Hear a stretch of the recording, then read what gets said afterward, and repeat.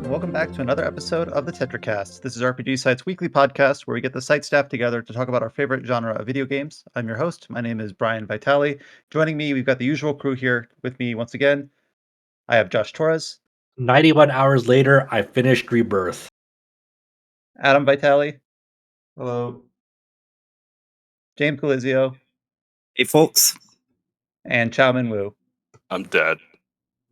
I don't know why Chow's dead, but we are all here. We are recording this on March 9th, and basically the hits won't stop coming, and they keep coming, or I don't know how you say that saying, but there's a lot of coming. Okay, go on. Yeah, so we have a lot of new games to talk about, and we literally just came off the back of Rebirth last week as a big release for obviously the site for the whole year, and I know several people are still working our way through that. Yeah, Josh said he had like 90 hours. I had pre-release, so I was like writing up guide notes and things like that. I think I was at like 140. It's a big game, so no surprise that we have people still working on that one. We have two new games that released this in the last week that we want to talk about on this podcast. And then we also have a lot of game announcements this week that we weren't really expecting. So basically, as expected, the back end of the year is starting to fill up. Even though some of these announcements we don't have clear dates on yet, we're starting to learn a little bit more about what's coming in the future and what we have to look forward to. So pretty big, surprisingly big news day today. But before we go into the news, the two games in the last week that we wanted to talk about were the release of the Thaumaturge and Unicorn Overlord. These are both games that I know several of us here have touched on. Obviously, the Unicorn Overlord had the demo a few weeks back, so some of us got started on that. A reviewer is still working our way through that game, but we have a couple people that have played both the demo and the full release and are willing to talk about that. But prior to that, we're going to start off with talking about the release of the Thaumaturge, another game that we just put up the review for the website in the last week.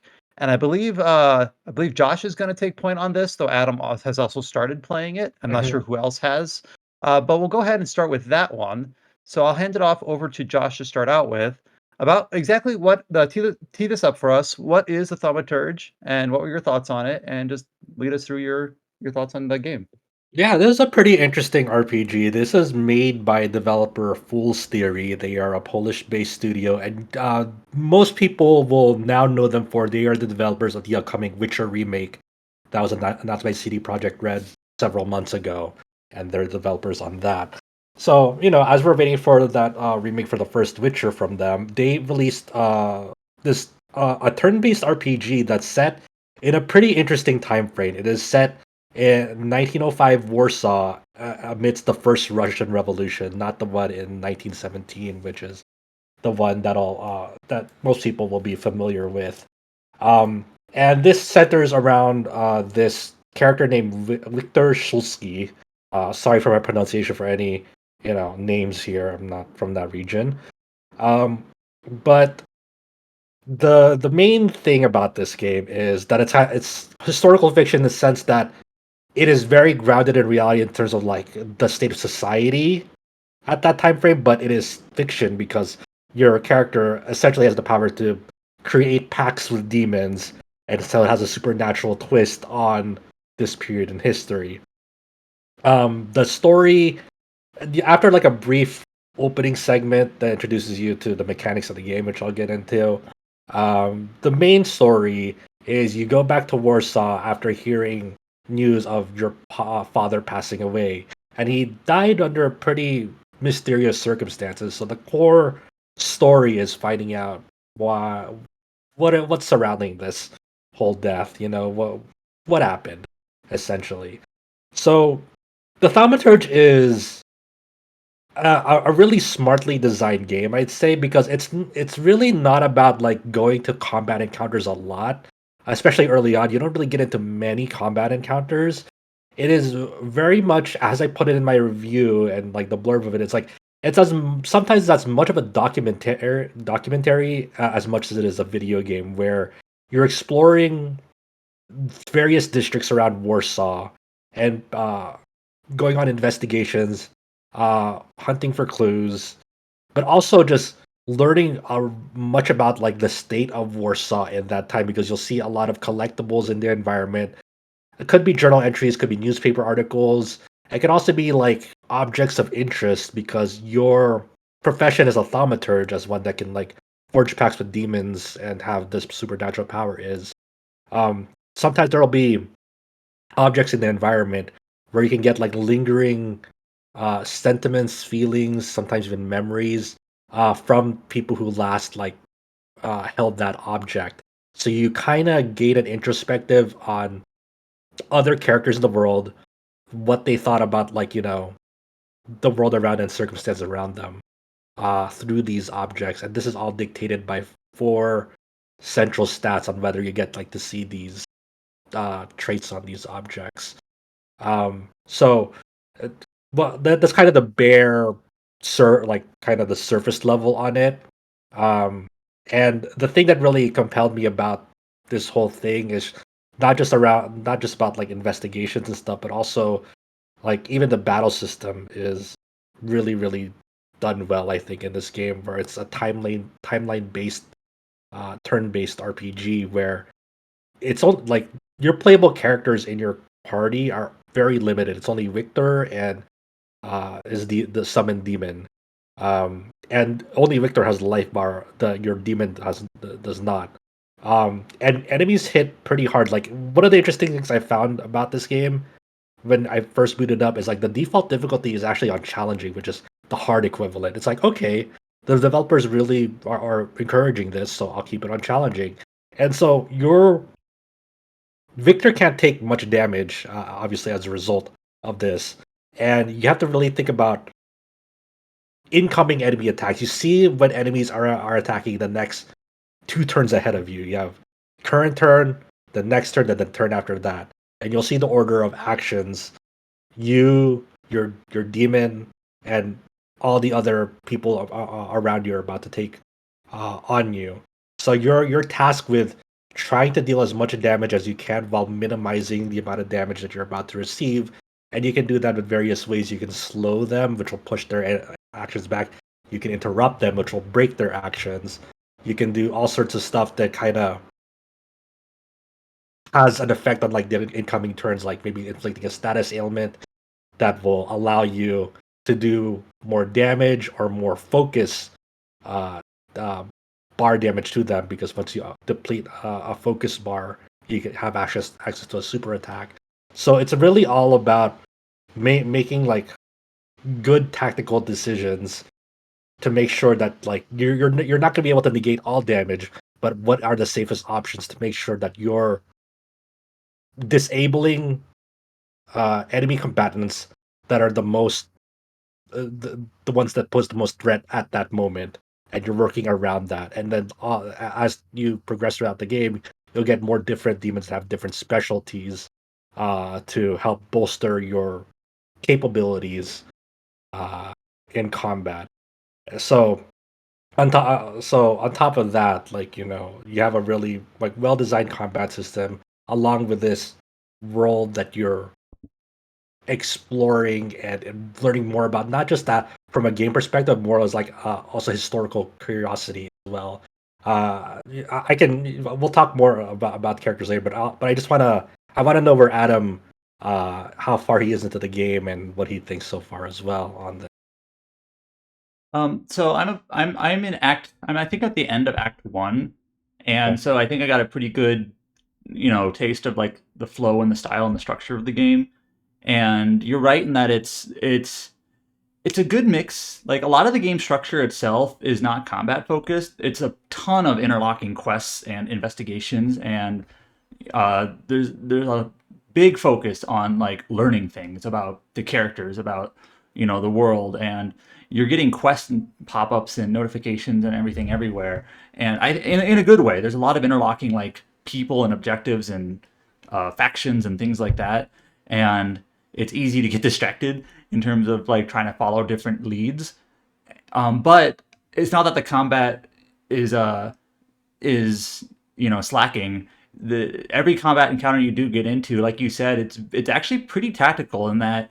All right, there's only one of me and there's three enemies. You want to mitigate damage as much as possible. So like I want to try to interrupt an attack here. Maybe I can put on a status effect here. I can heal myself this turn and then make sure I try to cancel the next attack. and you're really paying attention to the timeline, trying to make sure that you're trying to be as efficient as possible. And so it's you have to be pretty thorough in trying to determine what you do first and when you have a free turn to maybe heal or whatever. And the healing is not a lot. The few different attacks you get where you can heal. I have 4 Salutars right now, and I guess there's like 8 total, maybe 12. I'm trying to remember. It's 8, yeah. 8, okay. 2 per. It's interesting because it's 4 mandatory ones and like 4 optional ones. Like you could actually like permanently miss out on like some Salutors here and there. And there's like half of them are just like you can just choose not to get them if you're not interacting like with the side to potentially get them, because sometimes the results of your decisions may or may not factor into whether you obtain the Salutor. Yeah. So yeah. So it's so how do I put this? The game is a lot of running, like I think you put this in your review. It is a lot of just like, it's a very RPG in terms of a lot of dialogue, a lot of, choices and discussions, and there's already a few things that I've seen where I wonder, like, man, I kind of bungled that, or I maybe made some decisions that kind of came back at me in ways I didn't really expect. And like, I wonder what would have happened if I maybe did something else, or I talked to a different person, or what have you. And so it's honestly really interesting. And it is sort of like detective-ish, because you're trying to your main objective, at least for me right now, is trying to figure out why your dad, like, you learn circumstances around his death were a little bit odd, so you're trying to figure out what exactly happened here. And you haven't seen your character, in like 15 years, so there's things about him that you're not really familiar with, and trying to learn exactly who his enemies were, and you meet some mysterious people. But then, like, every other like main side quest in the game revolving a Salutar is also sort of like detective-ish, and trying to figure out, what exactly is going on for like these different events that you see. But it's really cool. I think it's a really good mix of the tactical combat that you do get into. There's not a lot of combat, and I think that's actually a good thing, in terms of you're not just overwhelmed with battle after battle after battle. And you gain most of your experience by doing the questing and the dialogue and finding things on the map. There are a lot of collectibles, like there's hundreds. And so it can be a little bit overwhelming, like just picking up everything. And when you say collectibles, what do you mean? Like, they're like numbered on a menu, or some of them are. Yeah, there's like gramophone records which are counted. There's sketches that are counted. There's the journal stuff, like the collectible entries in this game, like the descriptions are like really well done in this game too. Like just like what they have to say about like the things that you pick up. But there's also things that like so the main thing is you pick up different, I think they're called observations, and it can sometimes get them from talking to people, or sometimes by picking things up. And then once you put together like 3 or 4 observations that are connected, there'll actually be a pop-up that your character makes a conclusion, and based on your conclusions that you collect, that'll unlock different dialogue choices and different basically options for how you progress a quest. And it's pretty cool. Like, it's very RPG in that sense, where depending on what you find and who you talk to and what you say, there are going to be certain options that you won't be able to do. And like, literally, the game is pretty open. How do I put this?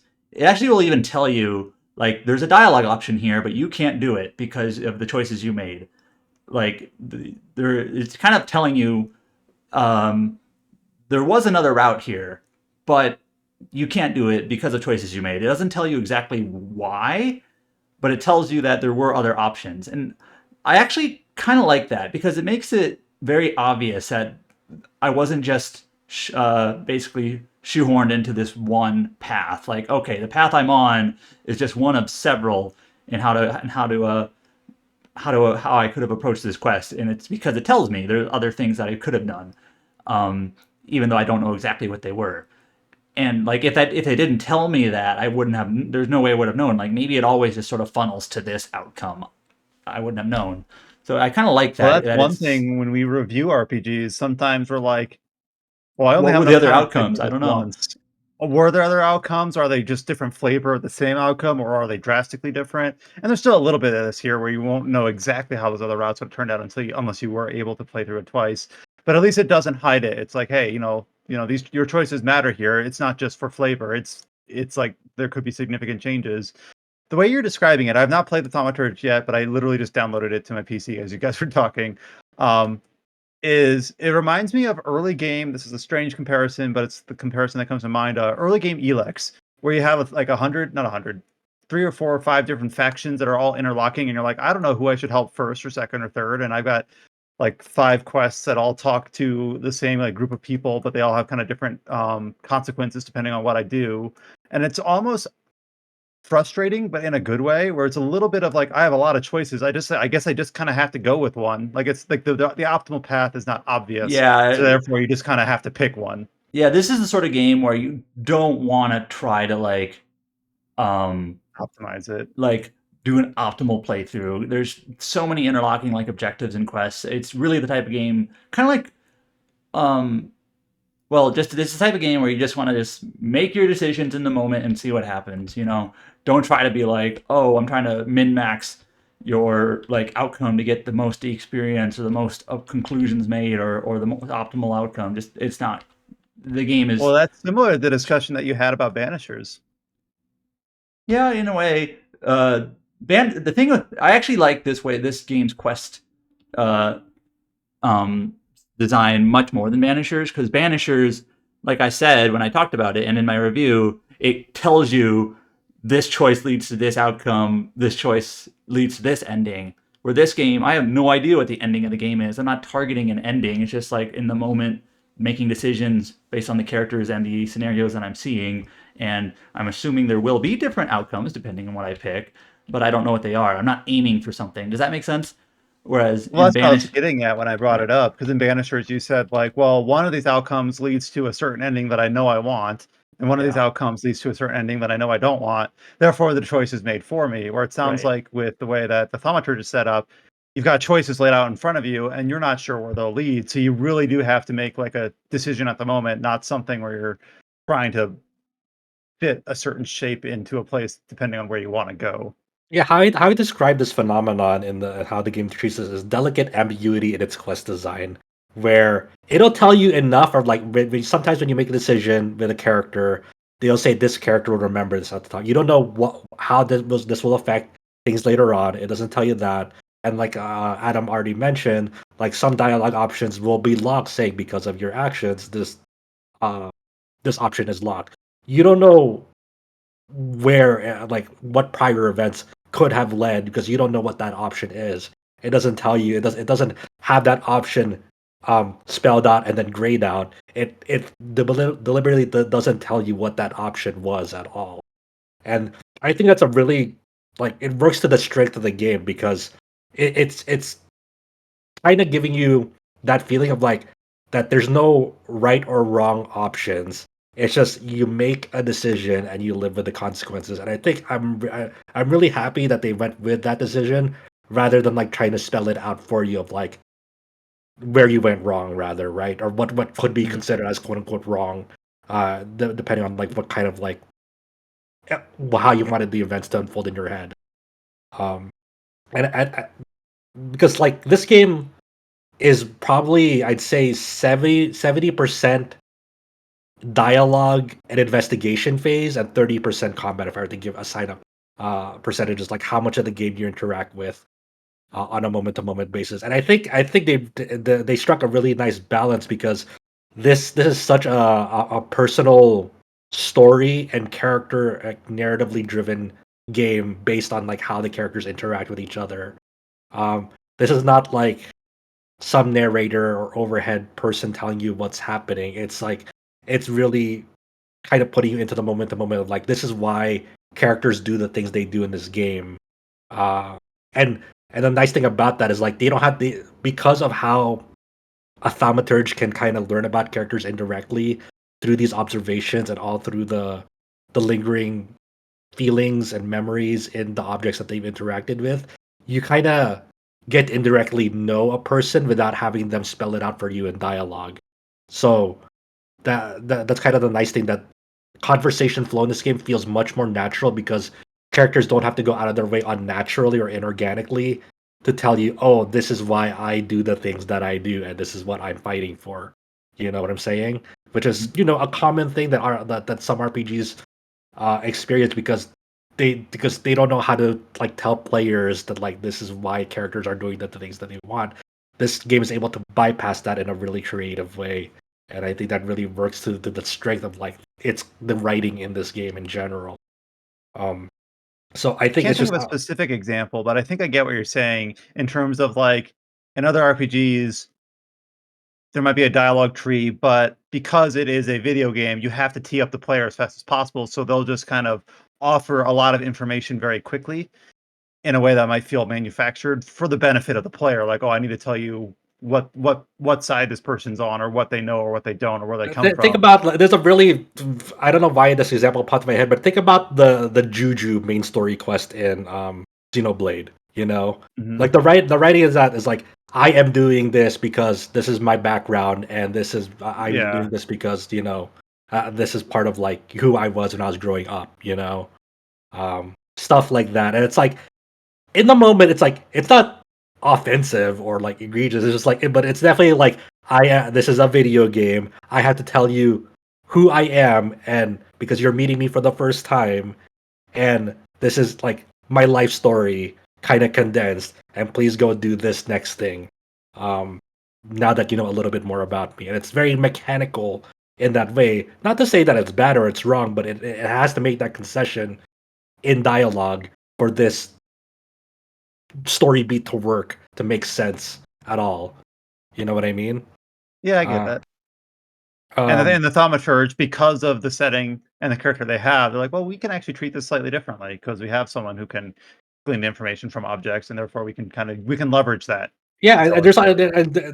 certainly from like a modern view on it now, a contemporary standpoint, a lot of this cast is arguably all of the cast is flawed in their own way because of how society viewed certain things at a certain time period. There's definitely like open discrimination against other races in this time period. There's definitely uh, social class tension during this time period. There are certain, the just like for example, there's gonna be like a quest line in the game where there's meetings about the benefits of having better societal standing for women held in secret, because if you were to teach that openly, the police would come after you.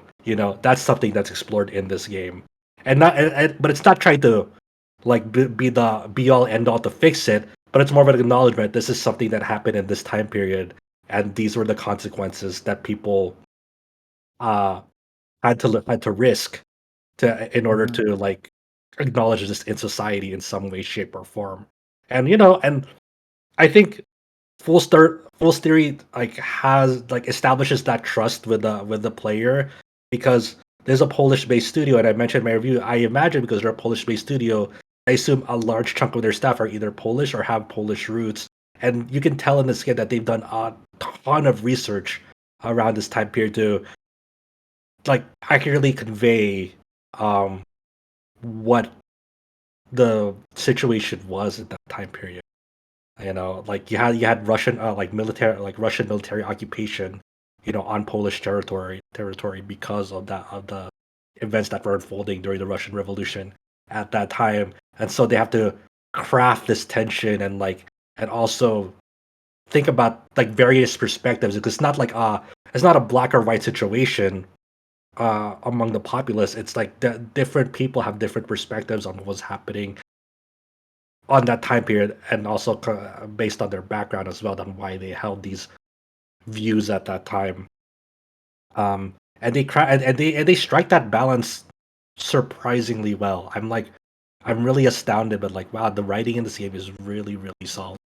It'd be so easy to fuck this up, but they don't. That's incredible. I think it's I want to sing like so many praises for this game, but it's so tough during this like during this time where like there's so many great RPGs coming out left and right, and I hope this game gets its own chance to shine among people, and hopefully like when people are able to find time throughout the year to like pick up a try out an RPG. I hope they consider this because I think it is such a unique novel RPG. Like it's just I can't think of any other RPG in the last 5 to 6 years that's like this game, I guess. I'm looking up right now, like what else Fool's Theory has done. They've done Like, another game it's- called Seven, I believe. Before this, I think there's their second project.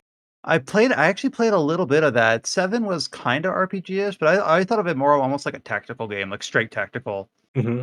But I that was it was a long time ago, and I think I only ever played like 4 hours of it, so I'm not an expert. But Yeah. So and I mentioned like I think there are gonna be aspects about this game that you see on its surface, and it's like, oh, this looks like Shin Megami Tensei or Persona. And and in some respects it kind of is because of the whole demon, like working with demons to in turn-based battles. You know what game this kind of. actually reminds me of? Oh, go for it. I mean this sort of genuinely, Yeah. but not fully. The original Okay. Paper Mario. Okay. Yeah. Because you have Mario, or Mhm. Victor in this case, who's basically like your combatant, and then your partner is present in battle and does things, but is not targetable. Doesn't have a health bar. Yeah. So they changed that in the second Paper Mario. But that's all I meant. In that the combat sort of is like you have your one character and then your partner that does that you can change out at will, and there's only one of them out at a time that does different things depending on the situation. That's what it reminded me of. Is Paper Mario. Thaumaturge is like Paper Mario. There's a lot of like very like amusing characters that like I grew attached to. Like I like Ligia and I like Aburachi. I just did that quest with I can't pronounce the names. I should mention the English voice acting in this game is pretty good, and I don't know if these people are like native Polish speakers or what, but they're pretty good at pronouncing all these names that I cannot. Yeah. Like Aburachi, I just did the quest with him, and then that quest ends, at least the way I ended it, you both getting hammered. That was pretty fun. Yeah, that was great. The main character is also there's some funny like sarcastic he's kind of sarcastic, or he can be at times, some quips. Yeah, depending on how you want him to respond to I think Victor becomes a really compelling protagonist over time, but just the way that like you're able to kind of have influence on his personality based on the way he responds to things. Like a good job of calling that out. That like I also really like the English voice acting in this game as well. The cast does such like a great job capturing that time period. It's kind of a shame that they don't have like a Polish voice language. They don't have Polish voices. That's sort of I believe they don't have Polish. That's kind of weird. Like I know like. I've played I think Steel Rising, different game, but like a French game made by a French studio set in France didn't have French voices as an option. It's like, why not? I don't know. I think it's definitely just like I want to believe it's probably just a budget thing. Like depending on the circumstances. Yeah, I'm on the Steam page right now. It only has English. It supports Polish subs, but yeah. There's this one moment early on where you're talking to people about, I think you're talking to the gravedigger about your father's death, and they're wondering if it was like heart related, and your character kind of sarcastically, you don't have a great relationship with your father, says, well, we ruled out coronary causes since doctors couldn't confirm whether or not he had a heart, which just funny stuff, like sarcastic jokes like that. Yeah, it's very well like constructed dialogue of like how you would respond to such a situation if you didn't have like a great relationship with your dad. It's like it doesn't feel stilted or mechanical or robotic. It's like it's very smartly done. And I do think playing this game through now, in your review, one of the things you criticized a fair bit was like just like performance, and it is sort of a janky game. Not necessarily in a good janky way, in terms of like a lot of texture pop in, sometimes just weird like visual effects I've seen here and there.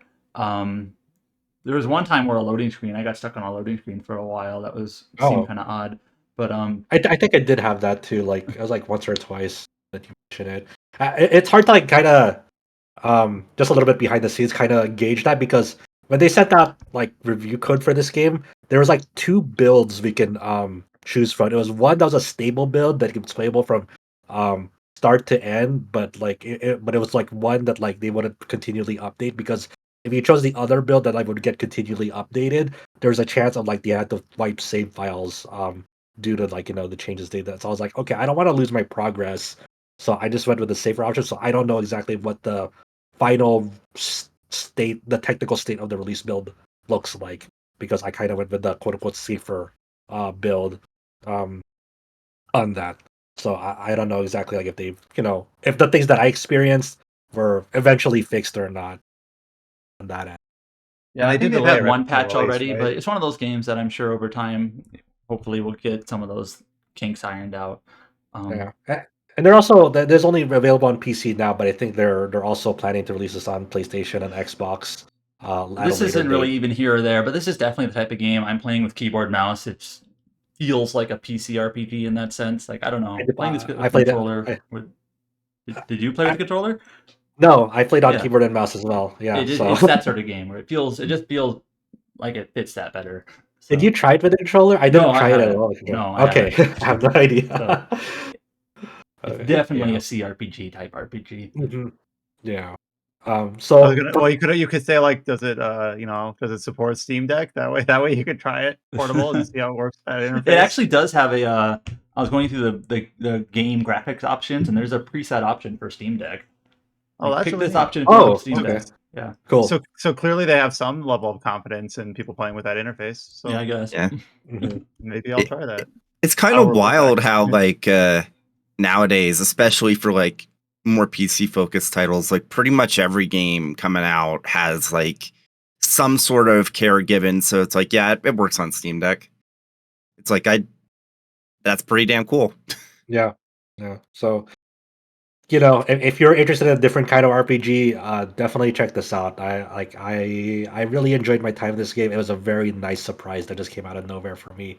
It was one of those games like, oh, that looks cool, but I don't know how it's gonna shake out. But when I finally finished it from beginning to end, I was like, wow, this is a pretty awesome game. Well, thank you, Josh and Adam, for talking about your time with the Thaumaturge. And we do have Josh's review up on the site, rpgsite.net. So yeah, PC exclusive for now, but we'll obviously stay in Uh, touch if it comes out for consoles.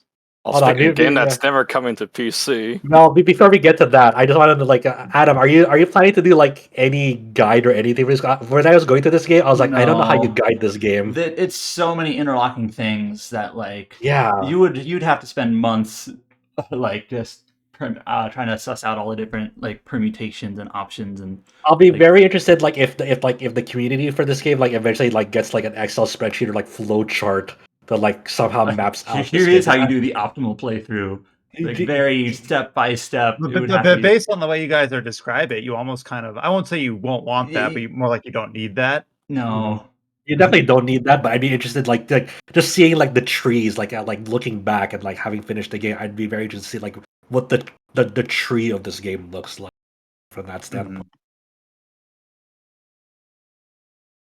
And then yeah, like Chow kind of teed up, the next game we're going to talk about is console exclusive to the Switch and the PlayStation, and not on PC.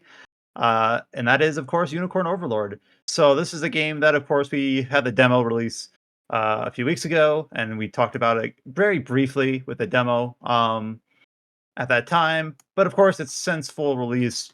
We don't have a written review for this game quite yet because it turns out it's quite lengthy. But I think that James and maybe Josh have played the release version of I this. I'm have not sure not. who else you So haven't. here was my plan. Okay, so at the morning of this recording, I just after almost 92 hours, I got FF7 Rebirth done, and I was like, cool. Okay, I'm gonna get like my original plan was like getting this done before Unicorn Overlord came out, so I can go get on that. So I was like, okay, I'm not gonna make it, but I'll hop on Unicorn after it.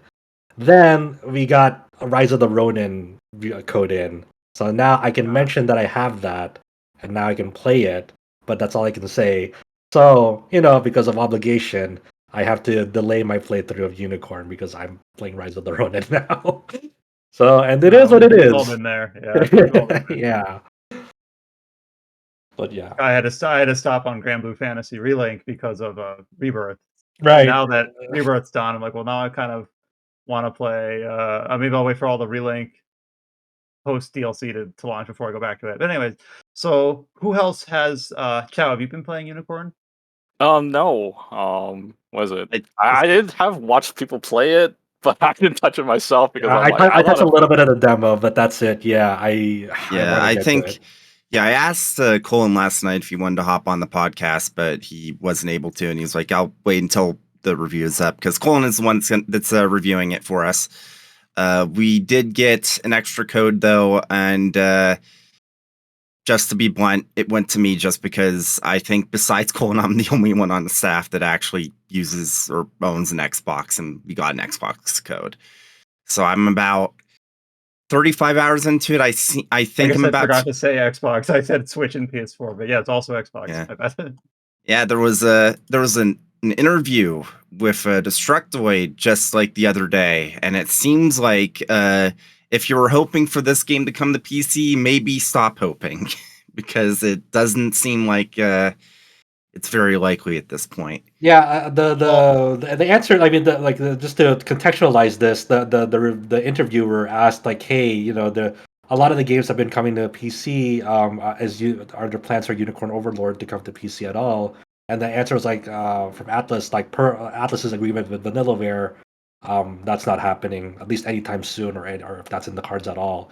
But their agreement was it was only coming to consoles, not PC. Yeah, and to be perfectly clear here, like, yes, there could be other reasons why it didn't come to PC, but I feel like it's a pretty safe assumption to say that if they okayed porting it to Xbox, but not PC, there's some reason at Vanillaware why they don't want it on PC. I don't know. I mean, I can't speak for them, but everyone always crosses their fingers and toes for a Vanillaware game to get an official release on PC. Yeah, it's just I don't know. Now, I don't know. Yeah. I have a friend whose theory has to do with I don't know how. Well, their theory is that when Atlas made like this negotiation with Vanillaware years and years and years ago, that was like even before they were part of Sega. Really, releasing on PC wasn't even like a consideration back then for Atlas. And his theory is that if they want to release on PC now, they probably have to like renegotiate whatever contract or agreement they have, but that might make things like that might adjust, the balance of, funds and money and things like that they don't want to do. That makes sense because Atlas has been publishing Vanillaware solely, at least in Japan, for many years now, and I imagine like part of that agreement is like Atlas gives them a lot of time to make their games. Like like it was going around like just yesterday, and you posted in the staff chat where it's like, yeah, there was a Dem Femico article that went up, and on the article they actually shared a character sheet from like in progress when they were just starting development for the game, and in the upper right corner you can notice the date of when that character sheet was made, and it was 10 years ago. Yeah, it was dated March 7th, 2014. The initial proposal for Unicorn Overlord, was done behind the scenes. And it's like this game has been in development for, as of release right now, literally a decade. So yeah, it's Vanillaware takes their time with making games. That's for they sure. can take as long as they want. That's for me. I love everything from them, Yeah, and thankfully, if nothing else, like even if they basically have run out of money yet again developing this game, it does seem like based off of the early sales like info we can glean from like Amazon and also like obviously the Japan side of things that they're just fine. They're just fine. Hopefully they're being successful. Like I think by the nature of this game, it'll probably be more commercially successful than 13 Sentinels, just due to like the mass appeal of this game. Like it's hard to sell 13 Sentinels to people who aren't really into that genre, but at least with Unicorn Overlord, it's like this is a strategy RPG, tactical RPG from our head. RTS. That's easy to like convey to people. when they're trying to describe 13 Sentinels to someone who doesn't know, it's like okay, it's like an adventure game with like multiple characters, but you can kind of do the order, and there's like a battle section that's like not as great as that, but it's like okay, you sound like an insane person already. Speaking about the appeal of Unicorn is a little bit of a tangent. I do love like the social media, like Yatsumi Matsuno, very eager and excited to play this. Like just tweets getting the box, and people are like, Square Enix should announce a new tactics, and he's like, dude, I'm just playing Unicorn Overlord. He's just like, yeah, go play Unicorn Overlord. Go pick up Unicorn Overlord. Yeah, I feel like they're just like harassing to make a new game. Yeah. Well, I think I've seen that with a few developers. This is a tangent of a tangent, so I'll keep it short. But like Josh Sawyer, whenever he tweets about anything he's playing or doing, people are like, "We want a new Fallout New Vegas." He's like, "You know what? I'm just gonna play this other game." Like I'm just gonna play this. Wait. There's people that follow Josh Sawyer on Twitter for like to beg him for video games instead of his excellent tweets. Yeah, basically, and I'm sure there's plenty of examples, and they're just like Matsuno here. It's just like, I'm just gonna play Unicorn Overlord because it seems super neat, and if you are a fan of Final Fantasy Tactics, not the same sort of game exactly, but it has the similar theming, so you should try it out.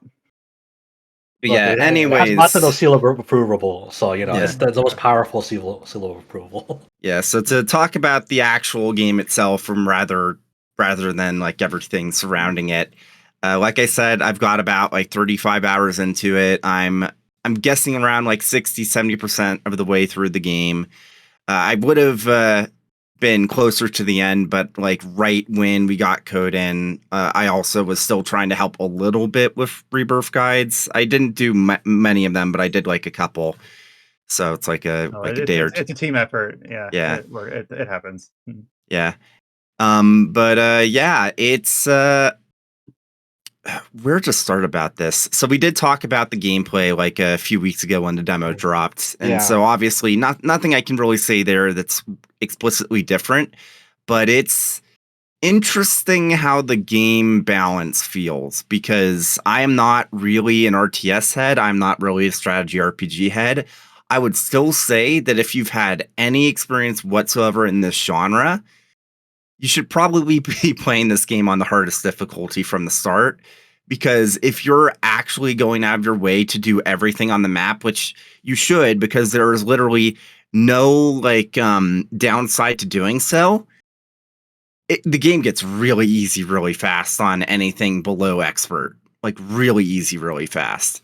Everyone I watch are all playing on expert, so they never complain about any of the difficulty issues. But over here, we got Colin just like dreading. It's like, oh, this game's so easy, and I know Colin. He's not great at strategy games, and if he's saying it's easy, then it must be very easy. Yeah. He was having no trouble whatsoever on tactical.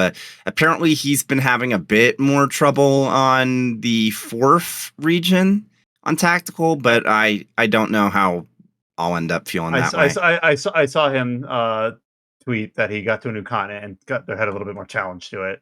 Which at the time he was like, hell yeah, I want a little bit more challenge here.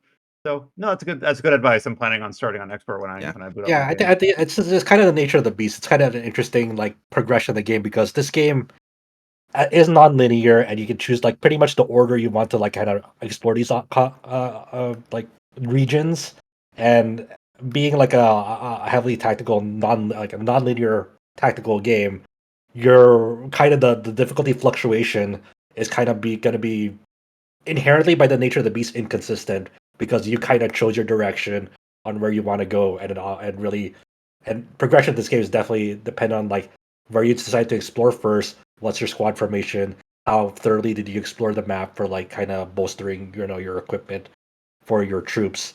So yeah. Oh, by the way, here's a tip for anyone playing the game, especially on expert. Keep mining until you get all 5 of the treasure maps for a region, because the stuff you get from digging up those treasure chests is really, really good. Like you get a bunch of gold, you get like some sort of stat buff item, whether it's like for XP or for just like basic stats, and you always get a very, very good piece of equipment. So it's always worth doing it. And then also like if you're exploring, you're eventually going to find like the puzzle you need to solve for each region, where it's like, hey, here's these like plaques around the region basically interact with these plaques in this order, and what you get from that is always worth it, because I believe it's a weapon that gives you +5 to every attribute you have, which is insane. Actually insane. So Definitely in terms good, of treasure maps. Okay. yeah, so we talked about a bit of the gameplay and how like the game is like battles. There's battle stages you participate in, and then just like usually there's an objective like taking out an enemy commander to finish the battle stage. But in terms of like are there any characters that like kind of you've grown fond of throughout your journey, or any like troop types? Like in general, like beyond the demo, like what can people expect out of this game? So there is a large variety of troops you can find. I do know that, well, one thing I did say on Twitter when the embargo lifted is that this game's English dub is incredible. Like, oh my god. 8-4 Games did the local so the the- localization was done by 8-4. Okay. 8-4 has done tremendous localizations all across the board, and they worked with Cup of Tea Productions for the voiceover, and that combination usually works out pretty well. For example, that's the combination that did both Nier games and the remaster for Nier 1. And I know didn't Cup of Tea also do SaGa Scarlet Grace, because that Yes. game had a decent dub. Yeah. but I know for I won't claim to know exactly, all the specifics about how this is typically done in the industry or whatnot. But I know 8-4 specifically, what they like to do is when they are doing voiceover, like there's a ton of different voiceover studios out there, and they all have voice directors. But 8-4 will actually send one of the localization leads to the voiceover studio to basically sort of like co-direct the voices, because they're very intimate with the dialogue. They know like, okay, these lines were said with this context. We're like, here's how it should be said. This is trying to give the actors as much information as possible in terms of describing, what the mood should be, or the character relationships or whatnot, to try to get the best voices possible.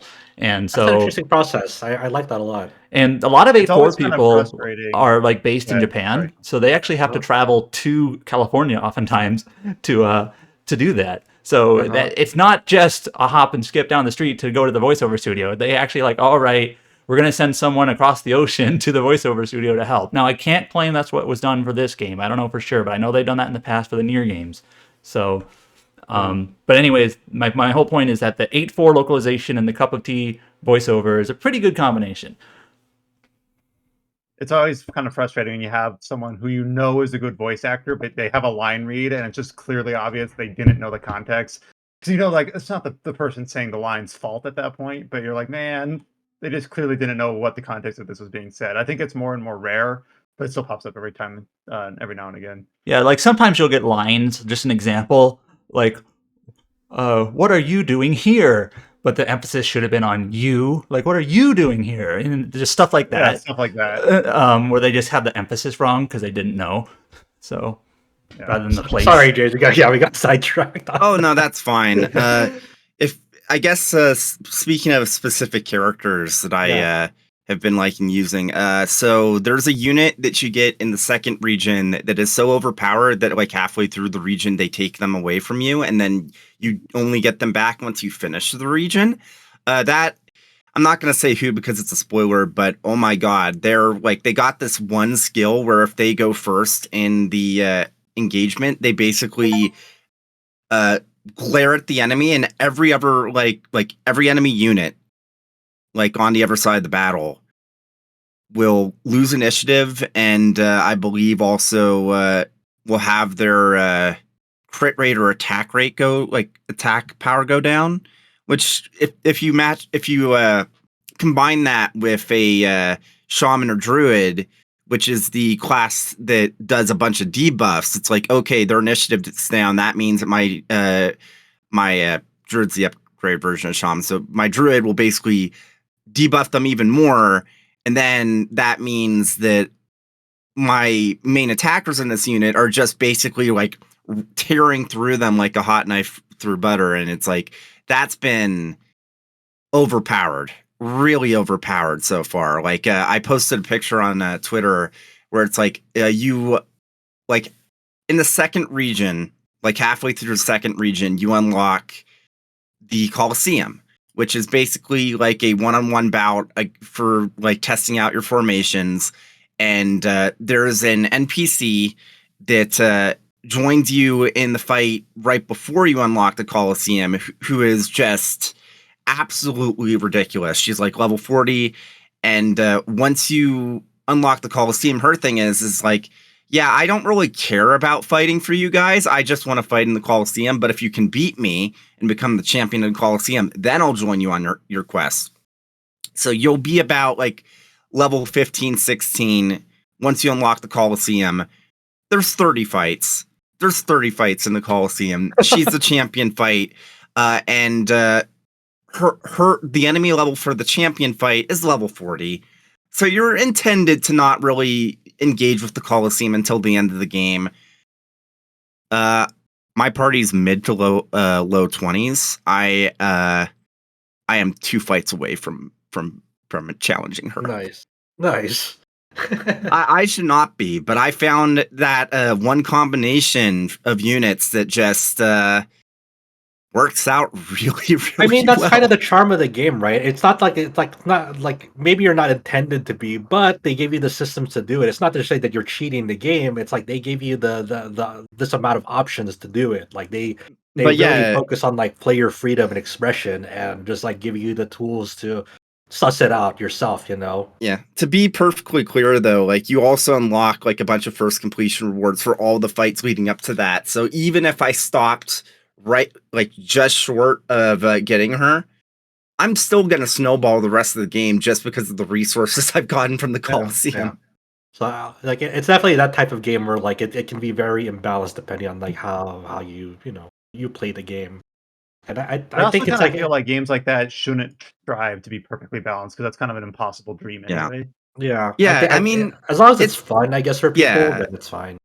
Yeah, it's definitely fun. It's like just being able to be like, hey, I definitely shouldn't be managing this, but I am. So it's like, thanks game for giving me the tools to like kind of intricately construct my squad and their gambits and their commands, to kind of make it unfold the way that you want to. It's definitely a nice theory crafting game that like it's like on paper does this do this, and it's like, and then you put it in action. It's like, holy shit, it does do that. It's kind of a specific example. My favorite is Final Fantasy Tactics Advance, not the second one, just the first one.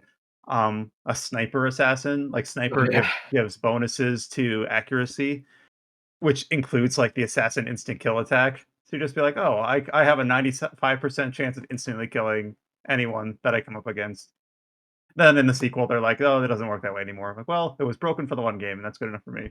It's kind of interesting because when we were talking about this game and like its initial proposal back in 2014, this decision to go non-linear, go explore however order you want to, that decision was made in 2021. Up until that point, it was designed to be a linear game that you just go through stage to stage to stage, and the map overworld map, which is like kind of almost window dressing to kind of give you some sort of progression in between stages. But they pretty much scrapped that whole scenario and just did it from scratch on like making it an open like non-linear game in 2021, according to that interview that we were talking about earlier. And I was like, man, that's crazy, To me, I'm so fascinated by this game's development now that like I've kind of got a better idea of like kind of how Unicorn Overlord came together. It's really fascinating, and I can't. Well, I know Vanillaware is like, obviously, if you ask people what are they known for, I think most people would immediately say the artwork, but also just the fact like they never made a game like 13 Sentinels, and then they did, and it was incredible. And maybe the jury's still out on Unicorn Overlord now, but like they never quite made a game like this. But then look at what they were able to put together, including maybe not last minute, but deep into dev cycle, major changes like that, and they still were able to like they've got some chops over there. Like I just hope amazing studio. I just hope they continue to live on and hopefully have a more healthy way of developing their games instead of like, oh no, in our second project in a row, we ran out of money and we have to continue the project out of pocket now and finish development. It's like, It's- come on. Yeah, we don't want. It's we don't like- want them it's to like- it's always like say like we. Vanillaware, ahead. please, you gotta stop. Like, just game development shouldn't be. We just keep developing the game until we literally can't. It's like, fucking hell, dude. I love Vanillaware, and they're like one of those game developers. It's like I will cry if they ever like announce that they shut down one day. Because I'm just like, it's gonna be one of those days that's like, theoretically, if they announce they shut down, Kamitai is like, how could we have possibly avoided this? It's like, god damn it. But I'm really interested to see like what more folks say of the the full game. It's nice hearing, like seeing what crazy strategies you're coming up with, James, and I can't wait to just, when I get around to when games stop coming, and I get a chance to like sit down and play this So game. May? Because May seems like the only respite in the entire fucking year at this point. If I'm lucky, okay, here we go again with a plan, and that will totally work out. If I'm lucky, I'll get Rise of the Ronin done and get the review written up, and then it'll go up whenever. But then after that, I can maybe get around to this game before Dragon's Dogma 2 comes out. I'm optimistic. I got to be confident in this plan. And yeah. And how about you, Chow? How are you going to get around the Unicorn Overlord with what you've got on your plate?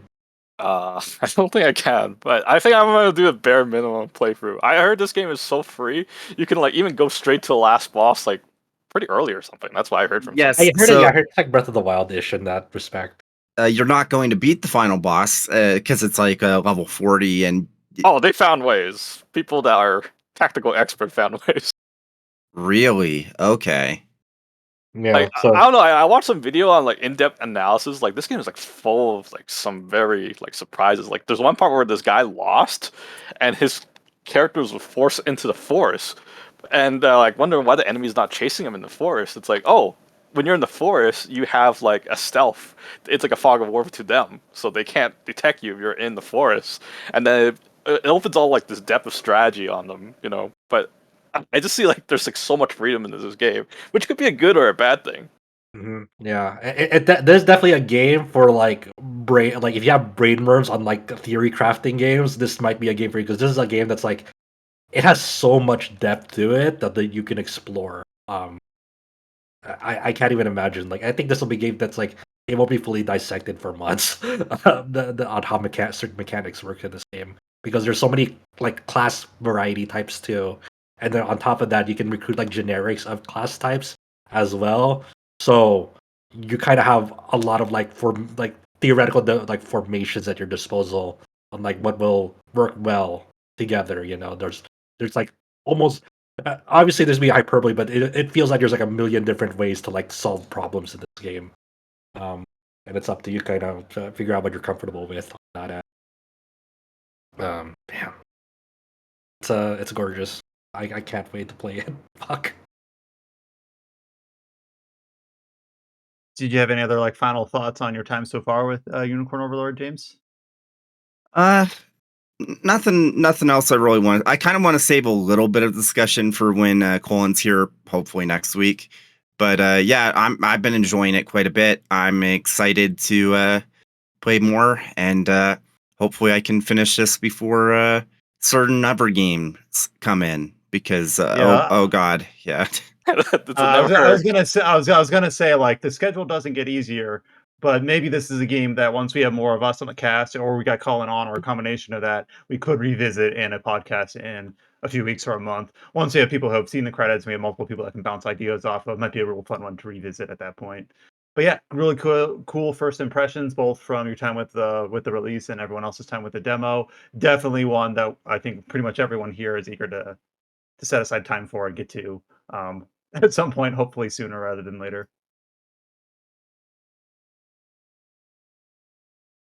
With that, I think we'll go into articles, shoutouts, and the news because I don't think we had any other game clearly listed up front here to talk about. I know a lot of us are still playing through Final Fantasy VII Rebirth. I will shout out a feature that Alex Donaldson, who has been mulling over the Rebirth story and ending, ever since the game came out, was able to put a lot of his thoughts together and put them into an article on the site, basically dissecting the ending. Of course, that article is entirely spoilers, so I won't discuss anything else here on this recording.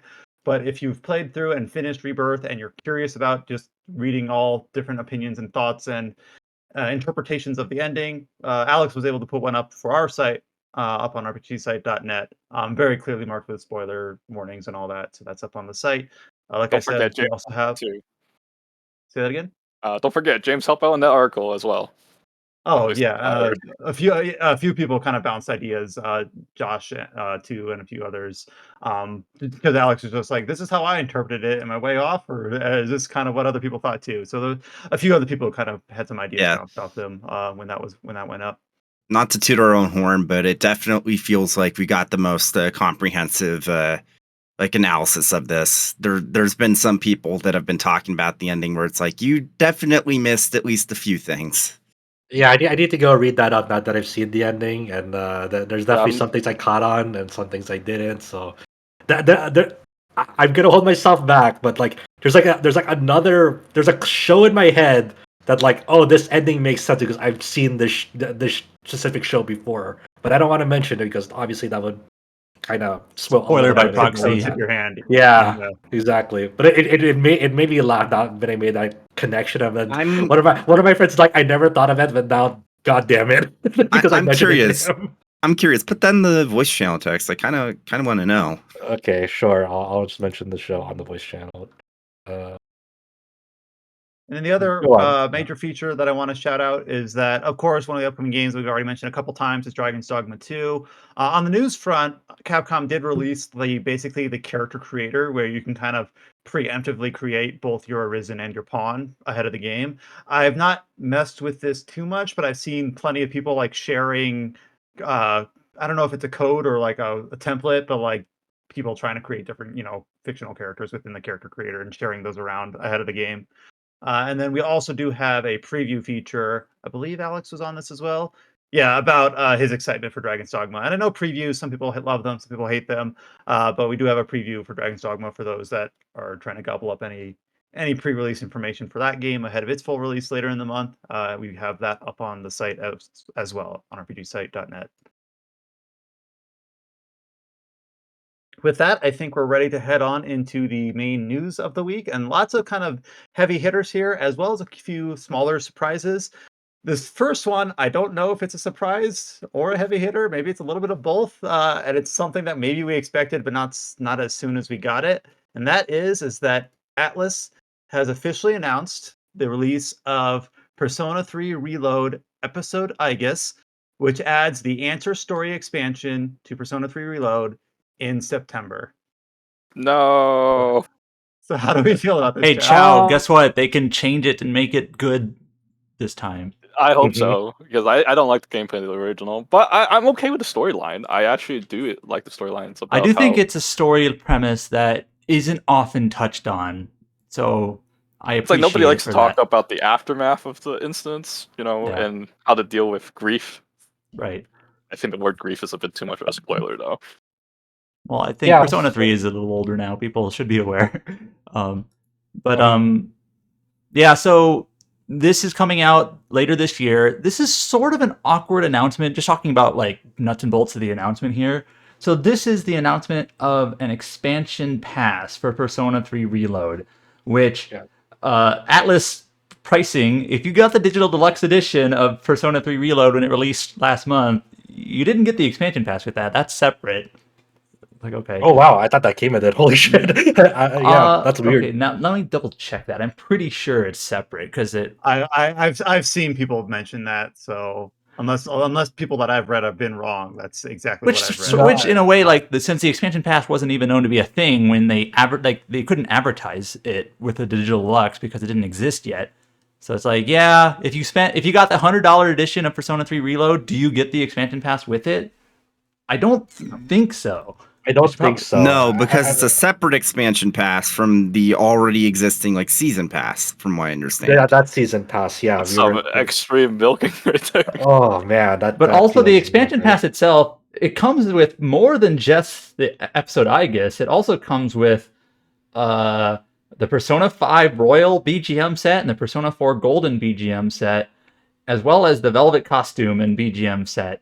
It's just like...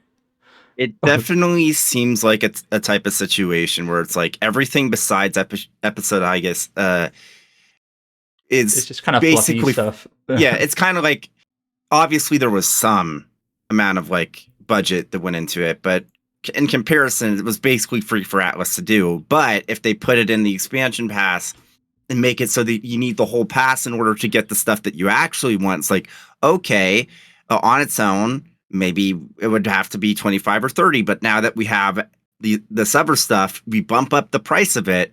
So it's like, okay, now we can charge 35. Okay, so the price point for this expansion pass that you guys are saying is 35. Now, have they mentioned at all if episode Aigis will be sold separately or no? I don't believe so. I don't believe you can buy it separately. I'll be interested to see like when it hits if they'll sell it separately or not. Because I'm definitely not buying this until like this comes out and then we know like solidly for sure, concretely. There's no fucking way I'm like touching this yet. One thing that is worth mentioning, which if you have been playing this game through Game Pass and you have Game Pass Ultimate, you get the expansion pass for free. Yeah. It's going to be a perk when it launches through Game Pass perks. And the interesting thing about that is it means since it's a perk, once you redeem it, even if you let your Game Pass lapse, you'll still have access to the DLC. So you could just like buy the base game when it's inevitably on sale for like $20 or something. Okay. Yeah. So yeah, that's kind of weird. But yeah, so far, you know, the main thing is with this is you get to see Metis in the remake with her a new model, and the Abyss of Time dungeon is sort of like Tartarus, where like it seems like it's sort of like Tartarus, or like you get more detailed environments as you're going through the dungeon. We don't know anything else outside of that. Like if there's any core changes, you still have Aigis as the main protagonist, obviously, and you're still in this time loop story. But other than that, we don't know. And they're gonna have new Thaumaturge attacks, which is new mechanic in the remake. But other than that, we don't know if they're changing anything else. Because, you know, a lot of the quirks people had with this story, with this post-game story, was it's definitely more combat-oriented focused. Because of, like the narrative elements were kind of poorly paced in the sense that like there was barely any of it as you're kind of going through it. So yeah, we'll see. I don't know. It's kind of interesting, maybe. So as someone that's on the outside, and I have Persona 3 Reload like installed on my Steam Deck to eventually get to when I can freeze time. First of all, the announcement of this, even though I understand it's a post game, so I watched Adam play this when we were younger on the PS2. I know it's a post game thing, so the announcement of this doesn't really give me any substantiation to wait, but still, it's kind of my natural inclination. It's like, oh, I'll just wait. I can't play this until September. But also, like when the reload was announced, it just seems like, I don't know if scummy is too strong a word, but it's just fishy. That's like, oh, this doesn't have FES content, it doesn't have portable content, and then like a little bit over a month after releases, oh yeah, we were working on FES content. Here it is. Yeah, because the interviews were very, obviously the interviews were definitely like they couldn't hint at it at all, and they were like, yeah, we're just working on like the original like Persona 3 content for now, and like we're no. The developer says like, oh, we made this thanks to fan feedback. It's like there's no way, because it's like this. Oh yeah, that's right. Yeah, there's like follow like producer message saying that like, oh yeah, this is only possible because of fan feedback. It's like, you know, because of how game development works, we know part of that is clearly a lie. You know, there's no way you just kind of like, oh, the fans are asking for it, let's do it. You know, come on. And of course, there's been I forget the exact publication, but of course that naturally led to like, well, does that mean FMC is on the table? FMC? And like, no, that's definitely not on the table. It's like I don't know. To play devil's advocate for a moment, it's entirely possible that when Persona 3 Reload got revealed and then people started asking about the answer, and they said it wasn't going to be in it, then they might have started development then when they realized just how like big the. I don't think they started development on it like from scratch. There, I think they already had plans to maybe do it, like maybe had like a Yeah, but potential the point path is to it. But I don't the think they point. just started Yeah, development because of that. yeah. The point is though is that it's entirely possible that that it got greenlit for an actual like a DLC after they saw the reactions pre-release. That's entirely possible, and the reason I believe that might be the case is because of what they were saying about FemC and saying, look, we know people wanted this, but we just couldn't justify it because, and I know I completely understand people upset about that. Like, obviously, the fact that Persona has not had a female protagonist since then sucks. And obviously, there should be, like, Atlas themselves should be better about God, I don't even know the best way of putting this, but basically, I understand why people are upset, and people have actually data mined the game and seen that at least at one point they very obviously were considering it and seeing. Oh, that's new to me. I didn't know that. Yeah, because people found data.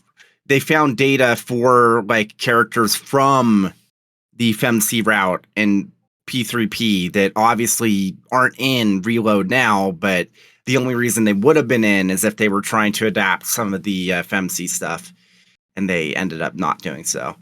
In general, like I saw some people going back to, I think it was an old interview from Waypoint, I'm not sure, where they were talking about Persona protagonists, and I think that the protagonist in question at the time was 4. And they're like, of course, how come there's no female protagonist option here? Like, well, because of our story, we have a person moving from a big town to a small town, and we think a male protagonist fits that role better. And you're like, quit? Like, Yeah. you say so. That's Yeah. interesting answer. Do women or teenage women not move? You see, the funny thing about that is that Persona 4 is like the only one where there's like a legitimate argument for, oh no, this has to be a dude, considering the whole Izanagi-Izanami thing. But of course, they're not going to say that because it's like kind of technically a spoiler, but yeah. It's just, I mean, it's like this just feels weird because it was announced. When did Persona 3 Reload release? It released February at the 2nd. February Yeah. 2nd. So Yeah. and this announcement came out just a month after that, and then it's coming later this year. It's kind of like it's not a 1-to-1 scenario, but it's like when Marvel vs. Capcom 3 first came out, and then later that year Ultimate Marvel vs. Capcom 3 came out, you know? And it's like, okay, thanks, I guess. And you're not. It's not necessarily. It's not a brand new game that's coming out, but it's like they're reselling content that already came out before, and they're now doing it as the end of like this expansion pass. And it's just like at least we're not. We don't have to wait for Persona 3 Reload Fest and paying $70 again, I guess, for it, which is. That'll have female MC. Yeah. In Japan, that was hilarious. You had to pay the 70, and there's the app hand edition. If you don't have the save data from the original, they won't even let you play the game. It's And I actually I obviously saw the announcement of this earlier in the week because a lot of the response was kind of excited, but also kind of a little bit exasperated. Like, oh, there it is. We all knew it was coming for multiple reasons. Like there was like the leaks and the teases for that, but also B, like, of course they were going to do something like this. It just seems like a very Atlas thing to do. But I didn't realize until just now that it wasn't coming till September. I assumed it was like an April-May thing. Like, oh, it's not till September. Oh, okay. I guess I'll check back in half a year. Yeah, I don't know. I mean, either way, what we say doesn't matter because they keep on doing it because people buy into it, and it will never stop. Yep. Yeah. Exactly right. At the end of the day, it makes the money. It's consistent. People will buy it without question, and they'll keep on doing it. The next major announcement from this week, based on a teaser trailer and the opening of a new official website from Falcom, is the announcement of a new project in the Tokyo Xanadu series, potentially slated for 2025. Though, Adam, I do believe you had a small caveat on that based on... Basically, I first said it was announced for 2025, and it's like, well, 2025 is the 10th anniversary of Tokyo Xanadu, and they specifically mention that, and it's very likely that this game is targeting 2025, but they never outright directly specifically say this game is coming out in 2025, even though I think that would very likely be the hope and the plan. But basically, the specific detail is that this is a new Tokyo Xanadu game made for the 10th anniversary of Tokyo Xanadu, which would be 2025, coming out in the future, in which 2025 is also in the future, but who knows when it's actually releasing. But yeah, there's not very many details on this game yet, other than... Finally, Kyoto Xanadu. Yeah, this actually confused me for a bit. I guess I don't remember if this was detailed in the original game, if it's like alternate where Kyoto is the capital of Japan in this universe, because they say Japan's capital city, Kyoto, and that confused me for a bit. I'm like, wait a minute, what does that mean? But they also they say it's going to have new setting, and they also say it's basically like new mechanics and systems. So whatever that means. Yeah, I will say that I wasn't the biggest fan of Tokyo Xanadu when I played it, but I feel like a lot of that comes down to the fact that it felt too derivative of Falcom's Cold Steel. And not just that, like, I feel like just so much of Tokyo Xanadu is just like, hey, remember this from X Falcom game? Like, the EX Plus stuff is literally just, hey, what if we did Trails in the Sky the Third again? Because that's basically what it is, which is very funny. But I thought the gameplay for Tokyo Xanadu was fine. Music and I think is that incredible. I do think there is potential for a follow-up if they actually like build upon it and they try different things. But I'll play this, but also it's like, it's got to be more original. Yeah, they need to really wrap it up with this. For God's sake, they even reused the fucking Gnosis plot point from Trails from Zero in fucking Tokyo Xanadu for one of the chapters. It's like, guys, you can't just steal plot points from your other games and just insert them in this one game. That doesn't... No! Stop! As someone who's a little bit more on the fringe, so obviously I've played the localized versions of most of the East and Trail series. Team me up, James and or Adam, or I guess any of you here are probably more educated than I am. This was originally a PSP game. They got an EX version that was Vita. Put on Vita, sorry, and then PlayStation 4. Is it just a single game with its expanded version, or was there two? A single game with expanded version. EX Plus though was a pretty radical improvement from the original. Like, you had a bunch of in between chapters, you had these little vignettes. Chapters to focus more on the side characters, which was good in theory. The problem, good in theory, but the problem is that a lot of the character development in those vignettes, since it wasn't in the original game, just gets ignored, which is funny. And then there was the EX Plus actual epilogue that was 10, 15 hours, something like that. The ending stuff is kind of funny. I don't remember all the details, but I remember the original ending of the game is sort of a bittersweet ending. And then you do the post game of the original, and it's like, okay, everything's happy, everything's perfect, no more bittersweet ending. And then you do the EX Plus ending, and it's like, okay, things are still happy, but there are issues that we need to deal with potentially down the road. The problem is that the original normal ending for Tokyo Xanadu actually was really good. It actually had some character development for Ko, and it set up the idea that he could continue on into another game. The true ending basically completely ignored that. It was like, okay, fuck character development. We're going to give you your happy ending anyways. That's what I meant. Yeah, but EX Plus is like, okay, you got your happy ending, but there is a consequence for that. Here's the first taste of the consequence, but this isn't over. So EX Plus wasn't even more of a happy ending. It was a course correction so that they could continue on as a series, because they realized, wait a second, this sold really well. We probably should make it so that the canon ending for this game has room to grow.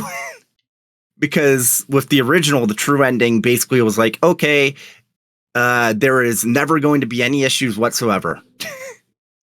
Which now was, it seems like this new game has a new cast because it's set in a new place, and none of the characters look familiar. The only character that it seems common so far, and I'm sure there'll be cameos or whatever, is they have a quote from Rem. I don't remember exactly what Rem was, but she's sort of like this spirit goddess girl. Ghost. I don't remember. Like, sorry, I don't remember exactly either. what she the was. only thing I keep remember, I almost like getting her mixed up with Kia from like Trails of Astra. I keep thinking like Find Me or something. I don't know. But she, like, do you remember what Rem said? Like, okay, so she's there. But Of course, I don't remember what Rem said. I beat this game almost like 10 years ago. Yeah, like, whatever. Well, I'll beat it again and then No, I don't. Rem said. It's like no way. I get like emails Just watch all the this time. Like, when you YouTube gonna it. finish? It's like when you gonna finish this guide? I'm like, I don't know anymore. Okay, we have two important questions that needs to get answered when you see more of this game. One, are they bringing back the idle unit Spica for this game? And two, is Toa gonna show up? So they'll show up if what's that guy? If Singa's composing the music. Well, I mean, remind me. Toa's cameo in this game. She's treated like a different character that doesn't have the same look. She's the exact same character, right? Who's different. She's not a teacher. She's a teacher. Right? She's a teacher. She's your cousin. She's a teacher.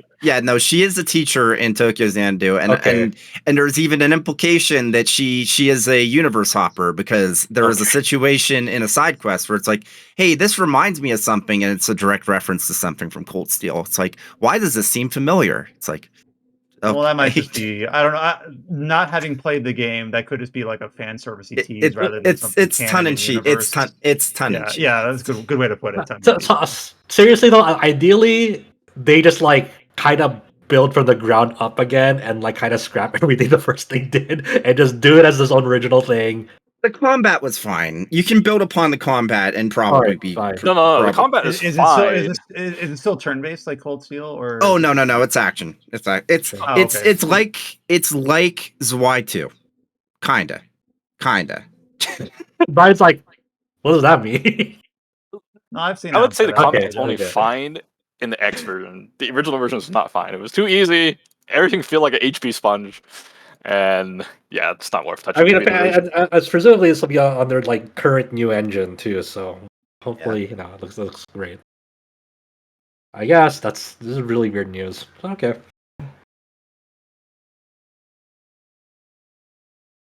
We have other couple announcements for this week. This one is one that I'm actually sort of interested in, and that is the announcement from 9 Studio of an Outward 2. So Outward is actually a game that I played back when it released, I think like right before the pandemic, like 2019 era. And 9 is like at the time was like an indie Canadian studio. I think they had like 10 people. I think they've grown quite a bit since then. But Outward 1 was basically kind of like a hybrid Western RPG / survival game that was explicitly designed as a 2-player game with like drop in, drop out co-op. With some combat that was kind of vaguely Souls-like in terms of very deliberate, slow action combat from behind the shoulder view with a stamina health duality, which I know is kind of a generic way to describe a lot of games, but that was kind of my impression of it at the time.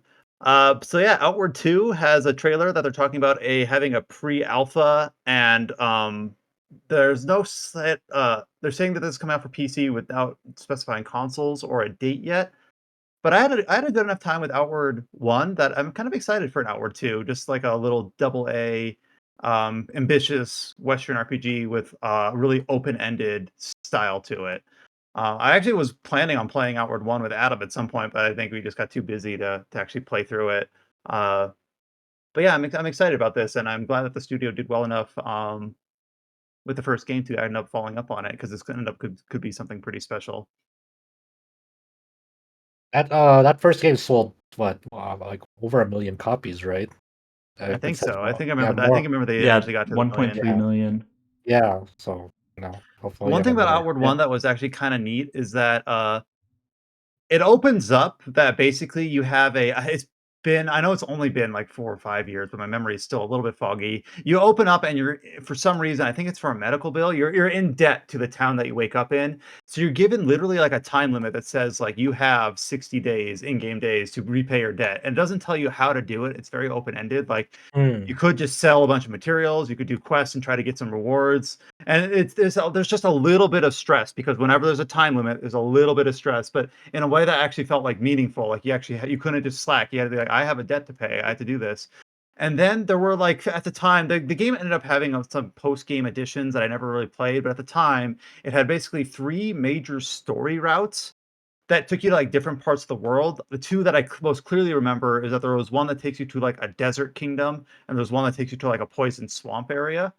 And the thing is that the routes felt very, very different. Like all the regions were like very clearly separated from each other, and there was either no or very limited fast travel. So, like, if you wanted to do a quest that took place in the desert, you had to pack whatever survive. It's a part survival game, so there were like temperature meters and hunger and thirst and things like that. So if you wanted to prepare for your trip to the desert, you had to be like, do I have enough provisions? Do I have enough like food and rations and water, and do I have the right gear for it? Like it actually had some of that like sort of stuff where it's like time to make a trek. Like today, me and I was playing with a friend that I play with Guild Wars on. Like, do we think we can make this without dying? Like it had that sort of feel to it. With a lot of games, kind of like sand away the edges, or it's like, oh yeah, you can make it, and then once you make it there, you can fast travel back. It's like I don't. They might have tweaked it since launch, but at the time, there really was no option. Like once you make it there, it's like, all right, we made our trip and now we're here and now we're going to be here for a bit because we're not ready to make a trip back. So that was the thing that I really liked about Outward 1, and I really hope they kind of keep that same look and feel for Outward 2. So yeah, like I said, no date. We just got a pre-alpha trailer for it, and we'll keep our eye on it as more details come out over the course of the year. And this was one thing that Adam tried to tee me up on that I wasn't really expecting, is that I don't know if this was in the exact same announcement or if it just coincided with this week, but Nine Dots announced that they were going to be opening a publishing branch called Nine Dots Publishing. And then in addition to announcing that they're working on Outward 2, they've also announced that they are publishing another title called Witherbloom, being developed by a small developer called Ever Curious. So not only is Nine Dots working on their own sequel, but they are publishing this Witherbloom from Ever Curious, also not with a specific release date, with a pre-alpha footage, kind of very early trailer for it. So I don't know, just really cool to see that it seems like they've got a lot of work ahead of them over in Canada, and a lot of interesting projects on the horizon from kind of like these indie Western developers. Yeah, this just reminds me of the 11-bit studios who published the Thaumaturge. That they had like a really really big presence in the recent Xbox preview partner showcase that stream. They had like a ton of games. They showed like Frostpunk 2, The Alters, Creatures of Ava, I believe, were the three that they showed. It's like wow, they're really bringing it this year. Mhm.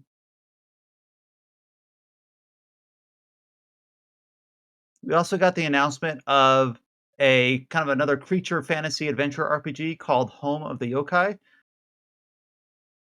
James, you're the one that covered the news bit for this. Like I see the trailer and I see the screenshots here for it, but I didn't actually dig into the press release to see exactly what sort of game this was. So this is a new independent studio based out of China. They're making a creature capturing RPG, but it also seems like a bit of an RTS. Funnily enough, a good comparison would be Unicorn Overlord, because if you look at that one screenshot, you set up formations of your creatures and then they auto battle. So Oh, like originally I actually titled it as like this is like like an SRPG or strat like an RTS, because it's like, yeah, it's an RPG, but it's like very clearly the way battles work is more akin to something like that. But yeah, it looks really neat. I love the art style they're going for. You can see it in like both the screenshots and the trailer, and it's like they don't have a release date. They said coming pretty soon, so maybe that'll be this year.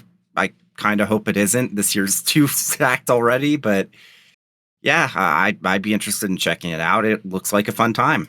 It's got a really charming art style. Just like the box art from Steam as well. It's just very apparent and evident in the screenshots and in the trailer for it. Yeah, and I checked, and already they've got like 10,000 wish lists on Steam, which seems to be pretty good. Wow. And I'll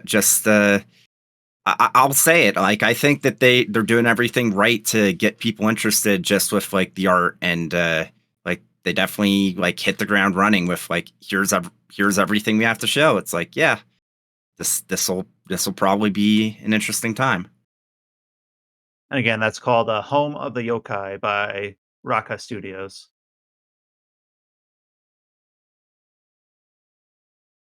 The next announcement is that NIS America have announced that they're bringing RPG Maker with over to the West for Switch, PlayStation 4, and PlayStation 5 this fall. So this was, I guess, the Japanese publisher is Gotcha Gotcha Games, and they've announced that the Japanese version of the newest RPG Maker will be coming out in April. And then NIS America have released their own announcement trailer saying that they're bringing the worldwide version of it over this fall. You can actually like upload like your unfinished projects and like get like feedback on it from other people online saying like, hey, but what do you think? And kind of give like feedback online, like kind of assisting with game development. It's like more like cooperative sort of endeavor. So it's interesting like a concept we're going for with this one.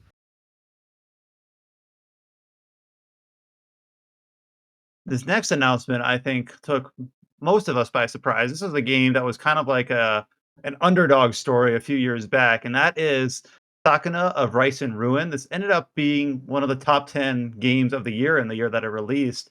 And I remember it was almost like a cheerleading effort watching this game slowly climb its way to 1 million from a tiny little. Is it Adam? Was it like a 3-person studio or something really tiny? You may be Edelweiss overestimating. was like they were like a small indie studio because they were releasing their games at Comiket. It's like, shit. I think they only had like really like 3 or 4 main like developers, and I'm sure they've had like additional, contracted for art or a few other music or maybe, but yeah, very, very small. Yeah. Also, I don't know if this is in the article itself, but just a quick update. It's not just an anime that was announced. They also announced that this has shipped over 1.5 million copies. Yeah, so I buried the lead a little bit there, so my bad on that. But yeah, the main announcement here is the announcement of a Sakuna of Rice and Ruin anime project that will air this year, so not too far off. And they've got even like the full Seiyu cast already listed and detailed as well. And then yeah, I wasn't aware that the 1.5 million shipments in digital sales. So clearly a huge success story for Sakuna of Rice and Ruin, which I know, Adam, you thought pretty strongly of this game, and everyone I think who's played it has really, really thought that it was a charming, really interesting, kind of inventive game that doesn't really compare well to anything else because everybody else quite like it. So this game is interesting because the Japanese government just like actually like considered it like culturally like relevant to the Japanese people. Like it's exploded in popularity in Japan. Like several months after the time release, like they were even getting like interviews from farming magazines or newspapers in Japan. Yeah, the Ministry of Agriculture or something basically gave them like some sort of like accolades because it's like, holy shit, your game actually got people interested in growing rice. Yeah. So it's just what a tremendous achievement from Edelweiss, dude. The animations from PA Works, one of the best in business, and it's just I'm excited to see this like unfold. Like I will definitely watch this show. This is like a really fascinating. Like even at the time when we were talking about it, it's like this game was like one of like Xseed's best sellers in the West, I believe. Yeah, it was so successful in both like the West and in Japan that it just straight up kickstarted like Marvelous Japan's whole thing where it's like, hey, here's our indie publishing brand because we got so much success from Sakuna that's like we need to try and get as many of these as we can. Yeah. So what a good on Edelweiss, dude. They produced something incredible, and like they'll have a legacy. Well, they already, and the funny thing is that they already were a fairly established like indie developer, at least for like for folks that were familiar with that side of the industry. Like they did Astra, which was a really great shmup. So yeah. So I think I got to the last level in that game. Didn't really beat it though. I got it on the PS3 because it was like $5. Like, wow, this is a bargain. I don't think Astra ever released on PS3. I thought it was only PS4 and PC. Something, or I'm thinking of the wrong game then. But yeah, either way though, this will be airing sometime this year. Also, this will be at they're going to show off more of it at the Anime Japan, which will be coming up soon, like end of March, I believe. And yeah, that's great. I can't wait to see more. I can't wait to watch the show and see how they adapt it. I can't imagine how many episodes was we dedicating to like farming. Yeah, I did play Astra. Okay, it was on the PS4 then. Maybe I got mixed up then. Yeah. So, I remember playing like Astra on PC, enjoying the hell out of it. Then the PS4 version got announced and said they were like, here's a bunch of content exclusive to PS4. Radio silence on whether or not that content was going to come to PC. So I bought the Limited Run Games physical copy of the game for PS4 specifically to get that content. Didn't get around to playing it because obviously I had other stuff to play. And then by the time I was going to start playing it on PS4, it's like, hey, here's all the PS4 content on PC. It's like, why? They got you. But yeah, just really cool to kind of cheer them on from the sidelines. That that now that they've got an animated project and everything about Sakuna Rise and Ruin was probably a big gamble for that handful of people, and it's just been a huge success for them. Mm-hmm. I love that I can say that I liked Edelweiss before they were cool. Bunch of hipsters here on the Tetracast. No, I did they do the Fairy Bloom Freesia game, or was that another studio? That was them then. I was there. Let me check. Yep. It's they developed Edelweiss. I fucking love that game. The hipster among hipsters. Yep, that's right. So there you go. All right, Chow. You stayed up late last night watching Granblue news. And I did. We already knew that Granblue Fantasy Relink was going to get a 1.1 version later in the month, or a week from now on the 14th, with the new endgame boss. We kind of talked about that either last week or the week before. But they detailed some more information about the 1.1 update, or at least about a future update with, I don't know how to pronounce this guy's name, Sandalphon. Sandalphon. All right. So what did you in the middle of the night last night, where we were all cozy tucked in bed, and you were up watching video game streams? I was watching other Twitch streamers trying to watch this. They come from the Honkai community trying to watch it, and they're like, I play Granblue Relink. I'm going to stay up. I was like, no, you're not going to stay up. You'll literally have to wait till 4 a.m. if you want freaking Relink news. And I think they already passed out before they even start airing Relink news. If you don't know what you're getting you made it.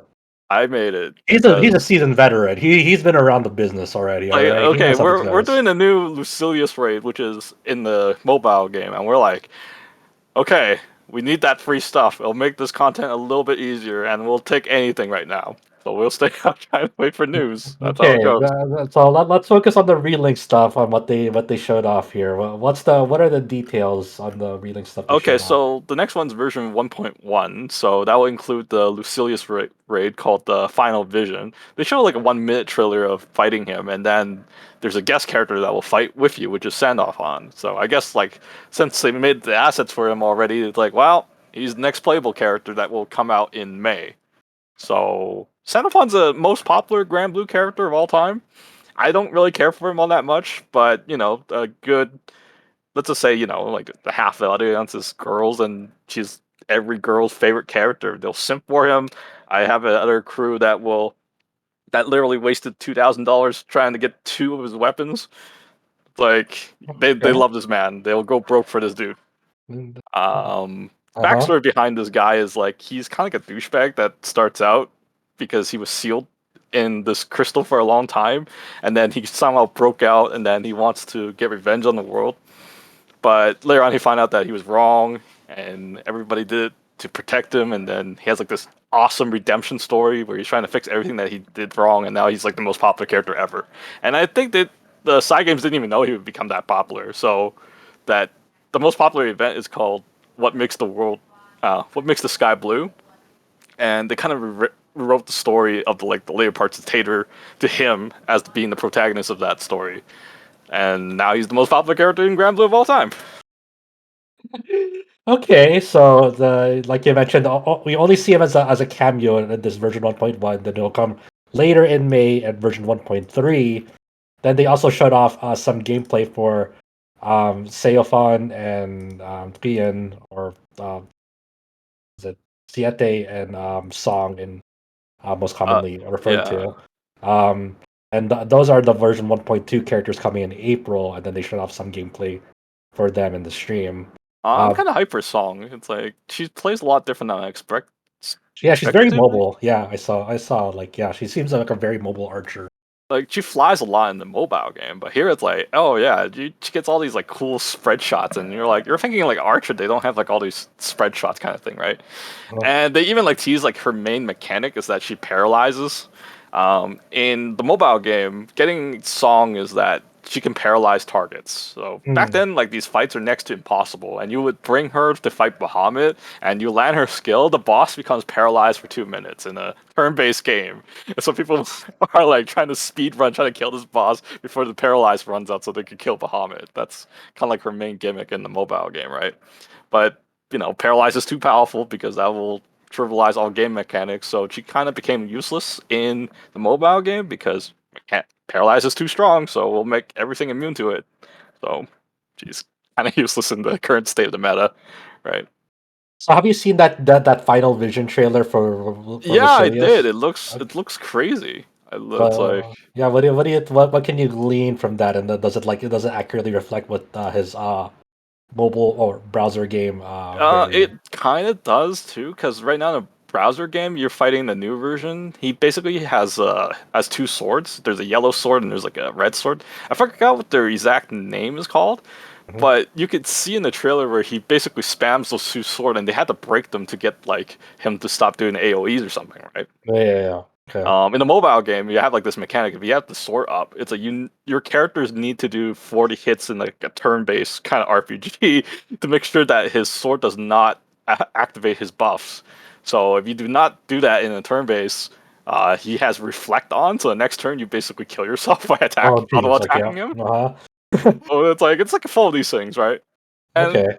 I guess they're doing the best. I mean, like, how would you transition like from these weird mechanics from a mobile game into like an action RPG, right? Yeah, but it must be very, very hard. I don't envy the boss encounter designers of like trying to figure out how to adapt those mechanics into this context.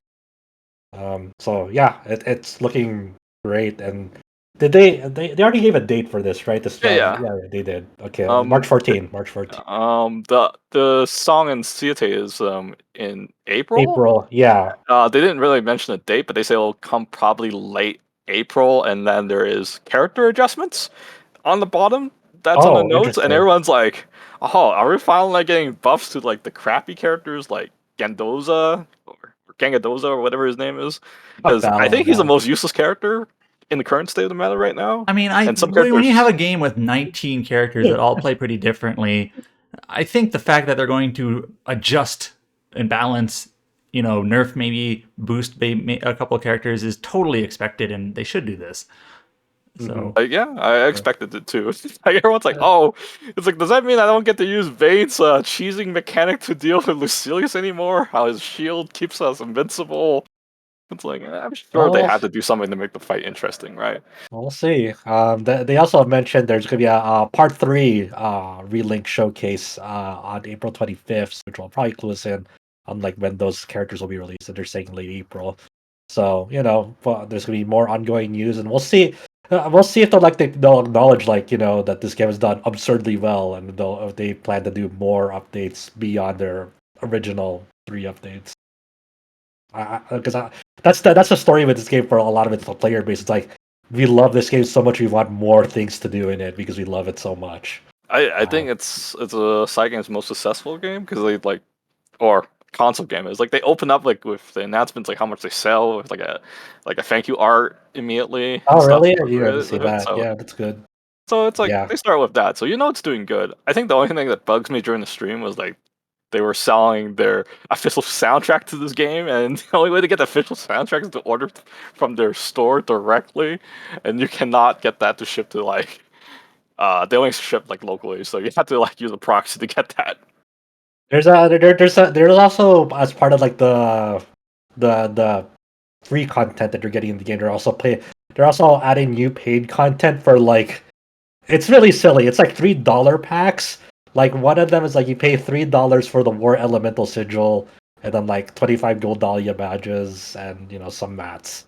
That War Elemental, man, people don't want to deal with the grind anymore. It's now they're gonna pay that $3. It's kind of dumb that like, oh, you don't want to farm Curios anymore? Well, just pay us $3 and you can have this. Which That's also elemental is not- War Sigil again? Or War Elemental? 'Cause I think I have some. Are they good? War Elemental is every time you've hit an opponent, you're dealing with the superior element. So like you're always getting like weakness hits on them. So like it's huge for endgame. Yeah. So if they're like weak to fire, for example, and you're playing a character that's not fire oriented, the War Elemental Sigil will make it so like every one of your hits is registered as fire towards that opponent. And if you're fighting against an opponent that's like weak to another element, then like having that War Elemental will always deal superior element damage no matter what. So it's just a flat damage boost pretty much for free. Okay. Yeah. So it's yeah. So if you don't want to grind Curios anymore, I guess there's that. And there's others too. I think people are like so strong in the actual game right now. It's like, what is that one sigil that you kind of like automatically dodge everything, but your power is like reduced by like half? I forgot the exact sigil name, but I know which one you're talking about. Yeah. I wonder if you could just quit and just cheese through fighting Lucilius all day. It's like auto dodge. I mean that I guess it's just theoretical, right? So if you're still hitting damage cap even with a 50% damage penalty on that, you're still fine. But I imagine the Lucilius fight has to be done within a certain time frame before it goes to there's either a DPS race or like an enrage time. Like a lot of these proud fights all have like a damage check mechanic at the end. It'll be like, oh. And I think that's one of the biggest issues if you try to play like, with the AI. You got to tell them is like, hey, don't use your Skybound art, because if you use that, I can't do this DPS check. So it's right? Like, okay. Yeah. They have to hold it. We'll see.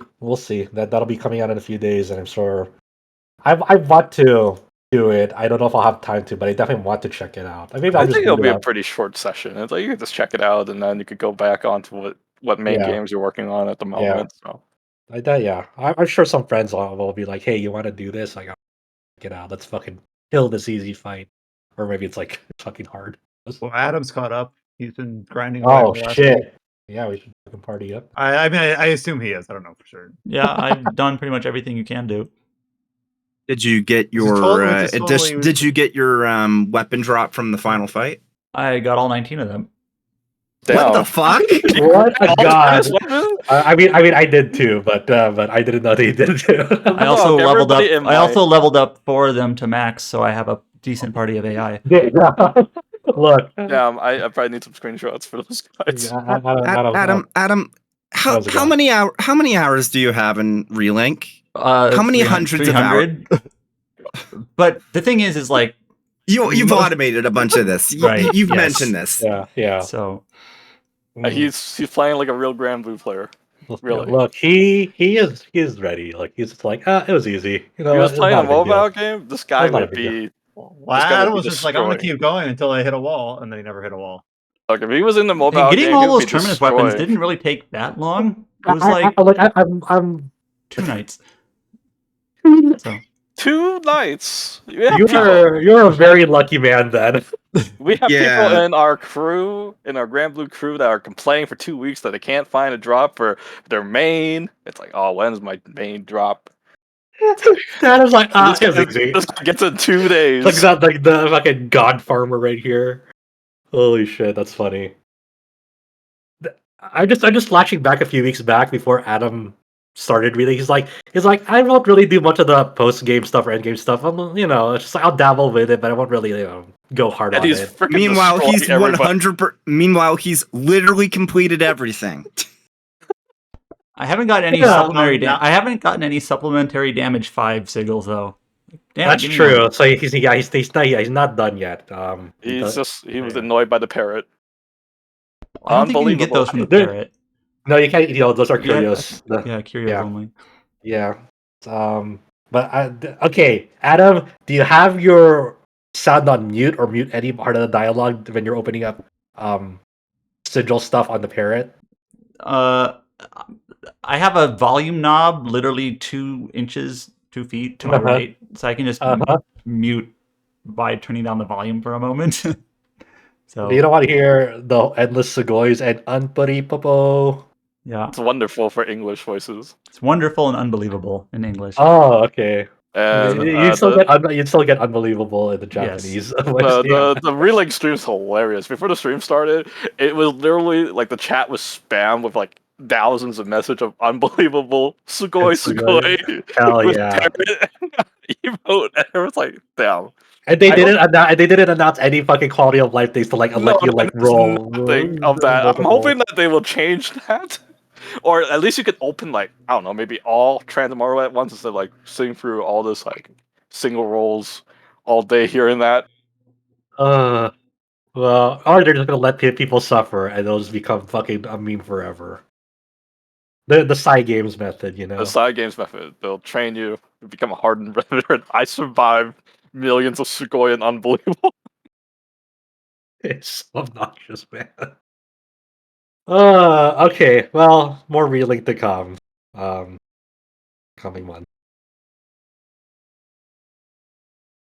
We have a couple trailer updates for some upcoming games. This first one showed up at the Xbox partner preview. I think this is the only thing that we have directly from the partner preview. The Persona announcement was tied to it. Yeah, it's an Xbox exclusive, okay. So. Yeah, okay, anyways. This game is also not Xbox exclusive. So this is the first Berserker Khazan. This was first announced late last December. It was when we first covered it. And it had another new trailer at the Xbox partner preview, showing about 2 minutes of gameplay and talking a little bit about the gameplay styles, about how the character can wield either an axe and a greatsword in each hand. I don't know if there was anything else super meaningful to latch on to this. It seems like it's a Souls-like being published by Nexon and developed by Neople. Neople. So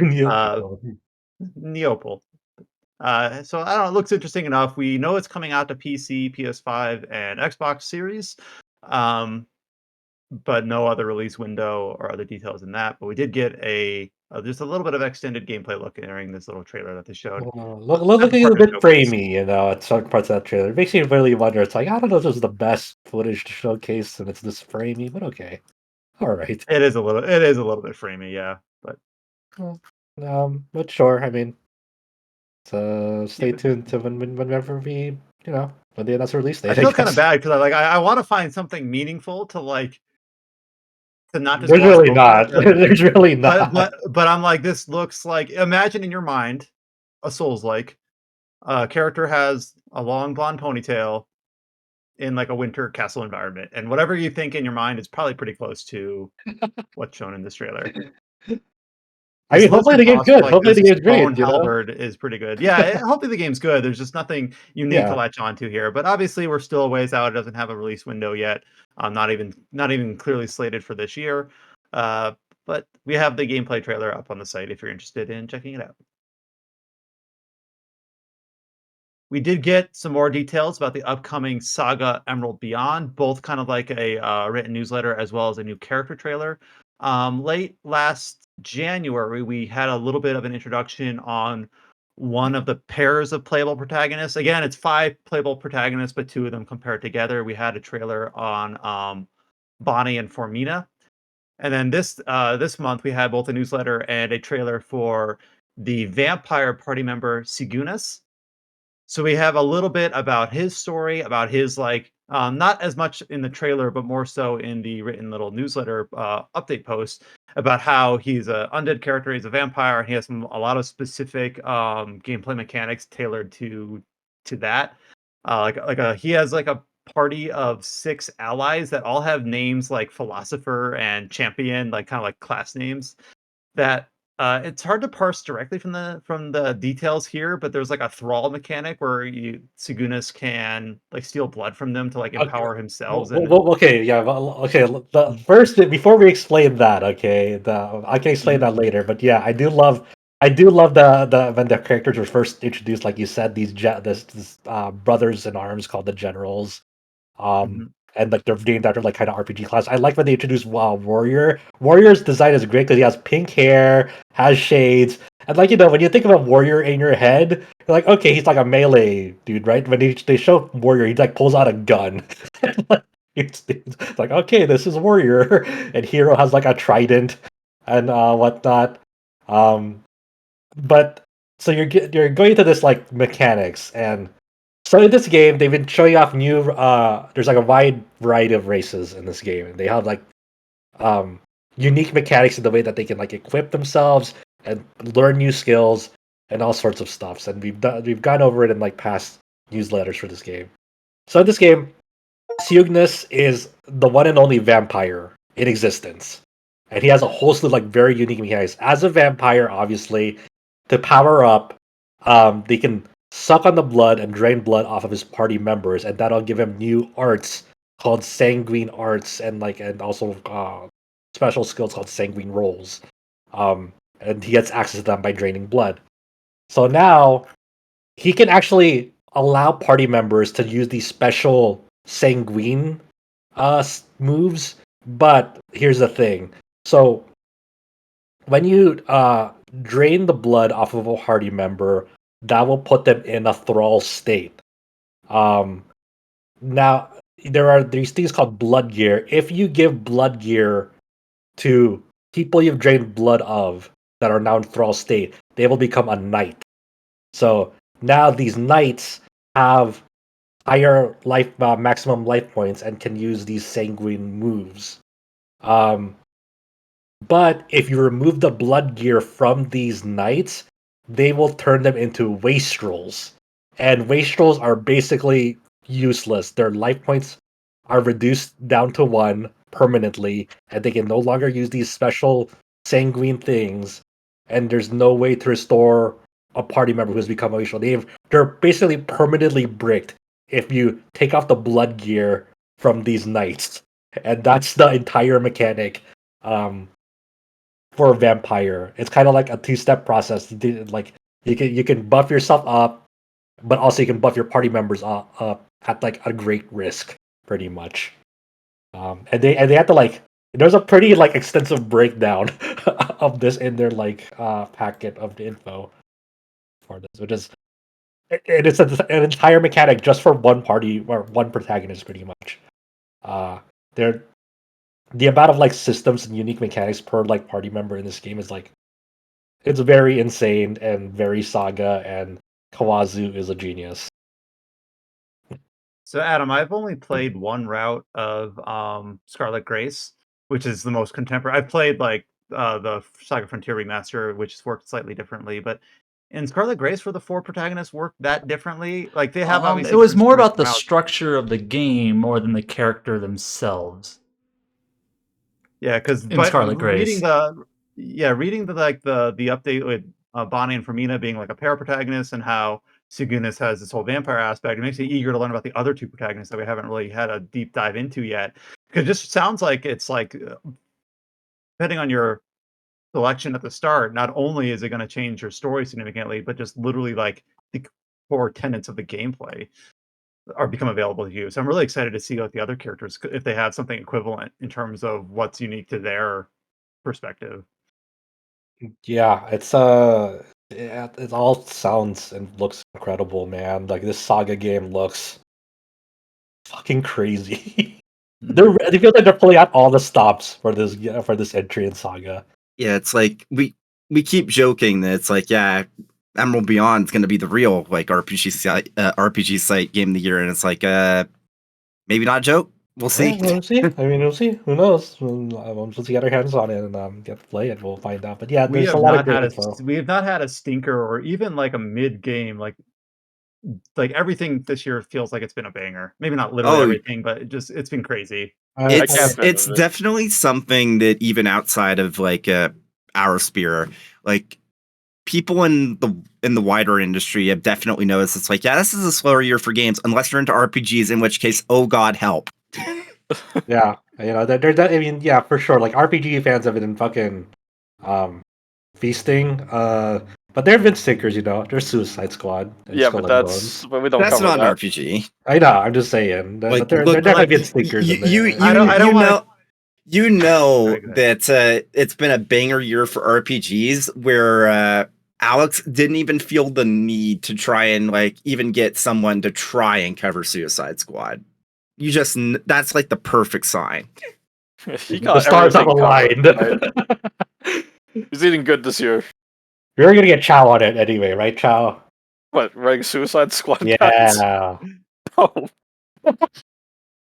Can you At this imagine? point last year, we had like Wolong, which was fine but not excellent. We had obviously Forspoken, which had its own issues. We had like Wild Hearts, which was decent but had a bad PC launch. Like we had a bunch of like caveats, like this but this but this. This year it's just like, oh god, there's so many games I want to play, and I don't have enough time. Yeah, it's this might seriously be like one of my favorite years in games ever. It's kind of shaping up to be one.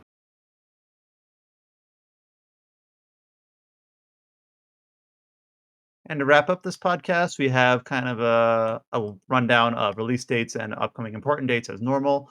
So, a game that we talked about last week on the podcast, Vindictus Defying Fate. This is the single player RPG from Nexon based on the MMO of the same name that released in 2010. We had a little bit of a detailed discussion on it last week. Well, they've announced that Vindictus Defying Fate will have a open pre-alpha playtest literally within the week on March 13th through Steam. So I think we knew they were going to have a playtest of some sort, but we didn't know any details about whether it was closed, open, how to access, how to sign up, whatever. It was implied that it was open because they didn't say it was a closed test, and the wording made it sound like it was going to be open. We didn't know for sure. It pretty much, yeah. But yeah, basically just says visit the store page, request access, download it, and play it. It basically seems like it's that simple. We're recording this podcast on the 9th. This pre-alpha is on the 13th. So by the time you're listening to this, if you're interested, you might be able to. All right, Chow. I'm gonna try it out. Yeah. All right, Chow. You have one piece of homework for next podcast. Try Vindictus because both me and Josh are probably not going to have the time to give it enough time. That's true. I'm definitely just gonna dabble with it, but I don't know if I'll have like a lot of time to like check it out thoroughly. You're our whole. You hear that, Chow? Yeah, you hear that, Chow? You're the only one that can tell us if this game is shaping up to be good. How am I supposed to know if I never even played the original Vindictus? Well, go download it. Yeah, it's free to play. You can download it right now. Log in, chat. We're just egging him off. Chow, if these guys bully you too much, you just gotta let them know. You gotta stand your ground. I already have enough of my mobile games. Well, we'll see. I mean, I definitely want to check it out, but I know for sure I'm not going to have the time just because of. Yeah, I know. Yeah, March is busy. Speaking of March being busy, Final Fantasy 14 will finally release on Xbox consoles, releasing for Xbox Series on March 21st. It is still actually insane that Xbox players, if they actually want to play the game and not just the free trial, have to pay for Xbox Game Pass Core in addition to the fucking game sub. No other platform requires that. PlayStation, you don't have to have PlayStation Plus to play it. I hope that doesn't make Sony change their minds. Like, oh, you need PS Plus to play FF14 now. Imagine, dude, that'd be crazy. Ugh. That'd be. I have to imagine that's like a breach of contract, though. So that's probably not likely. Yeah. But does anyone, or do you know anybody that touched the open beta, or is it closed beta for that? Open beta. So the funny thing about it is if you were an existing 14 player, you couldn't even try the game on Xbox during the beta. That's why it's hard to know anybody that tried. Yeah. So it's like, and I doubt anyone made a new account just to try it on Xbox. So I don't know. This is truly targeting like Xbox exclusive. But with the full release, do they allow you to import your character from other platforms into the Xbox? Because it's a universal thing? Okay. Yes. It was just the open beta, for whatever reason, was completely unavailable to anyone that was already a player. So yeah, I imagine just that it's very, very similar to the PlayStation version. All it remains to be seen is like how does it hold up on the Xbox Series S. I gotta assume that the Series X version might run a little bit better than the PS5. Okay. The only reason I would assume that is that 14 can be a bit CPU limited, and the Series X CPU is a bit faster. So, but I wonder how it's gonna be like with Series S and like if you're like a populated area in the game on Series S. I imagine it's still okay because it was designed for older hardware. I'm going to open up YouTube, Final Fantasy 14 Xbox Series S Hunt Train, and let's see if anything pops up. Nope. Well, we'll never know. Oh, that's it. It's over. It's a mystery, everyone.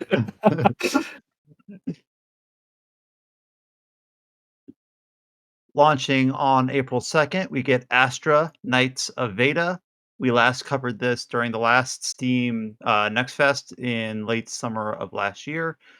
So this is a game that'll be on PC and mobile. Otherwise, I believe Chow played this. I was gonna say, like, was it Josh? No, it was Chow. It was me. I just wrote it because I was frustrated. I was like I see this Genshin UI, I see this monetization, I see the same RNG gearing. I'm like, oh my god, I'm so mad. I gotta write an article about this. That's pretty good. Like it got you to write an article. Like your gut's so mad that like you had to write about it. They did mention like on their full release they're gonna change the gearing to be a little bit more easy, but they mentioned nothing about the monetization and stuff. So I'm guessing that's gonna stay. That's kind of like what I'm seeing from this whole development message. So not really looking forward to it. I mean, the game was, I mean, besides like the monetization and the gearing, I thought the game left a pretty decent impression. The art looks incredible. It's like a Dragon Crown made into a to gacha game sort of thing, right? Well, yeah, I mean that's the bad part. Is like, hey, everything seems to be shaping up, but the seems like the gacha aspect is not looking great. I mean the big things that they mentioned, like they're adding autoplay to it to automate some of the grinding, increase drop rates for some shit. They have multiple ways now to. Starstones like the gacha currency in this game? Chow? Pardon? Is Starstones the gacha currency in Astra? Yes, if I believe so. I already kind of like forgot what they're called, but you kind of exchange for like two different rolling currencies, and those rolling currencies, like, oh, this is used for our limited banner, this is used for the standard banner where you get no limited characters, right? And so it's like, yeah, they just copied the Genshin system 1-to-1. It's like if you fail to get this one, next time it's guaranteed to get it, you know. But I think are you rolling for characters or weapons or both? they have separate banners for them. Oh, okay, so Genshin. Okay. Yeah. Well, okay. Good luck, I guess. I don't know. I probably will not check it out after what you've said about it. Yeah, like I said, it's a monetization that scared me away. Makes sense. Also releasing in April, we're getting the release of an indie card-based tactical RPG called Dream Tactics. So this is a game that has I don't know if it's RPG Maker, but it is an RPG Maker style overlay and art style, and uses a card-based battle system with some interesting and kind of fun, flavorful, almost like Magical Girl 2D art style for it. So coming out mid-April for PC, it seems pretty fun. We did get a release date for this July. We knew that this was coming this summer, but we finally got a release date for it, and that is The Legend of Heroes Trails Through Daybreak, the localized version of Chrono Koseki. Will be releasing in the West on July 5th. And I think for the people here, that really only pertains to me because Adam is behind and everyone else has already played it. So yep, I might actually try. I might like replay like the localized version because I actually really like this game a lot. So yeah, I like it quite a bit. I am curious about the dub. I don't know if I will replay it just because I have homework I need to slot in somewhere before Kai no Kiseki comes out, so I can send an email to Falcom. So it's like probably around when this comes out, I'll be playing Kuro 2 finally. I'll put my full attention of fully doing the guide once I'm done with Rebirth and finish Relink, I guess. This game on Did you PC start will a be Kuro great. guide? I did. I wrote, but it's like so inconsistent. Like I wrote some chapters, and some chapters are like blank. It's like out of order, and I'm just gonna go back and fix it as I replay it. But yeah, for anyone that hasn't played this game in English already, because I do know there is that like fan patch and whatnot, this is still probably my favorite in the series. It's really good. It is undoubtedly like even like most people I know, it's like top 3. This is that's one of their best ones. Definitely one of the best. It literally washed out a lot of the sour taste I have with the Cold Steel left off. Right, I didn't even touch Reverie due to how bitter I was about that game. Reverie is good. It's not perfect, but it's good. Yeah, but this thing is like, when I was playing, I was like, oh my god, it's like Trails is so back, baby. He's so back. And then, and then people are like telling me it's like, but Kuro 2 is no good. I'm like, are you sure? I won't say anything. I told you I will not say anything about Kuro 2. Like, as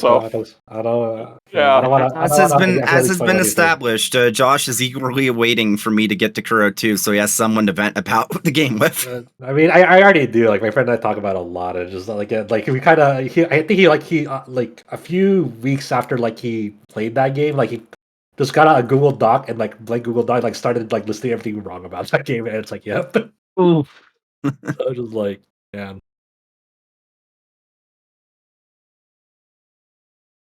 And that covers us for upcoming important dates and release dates.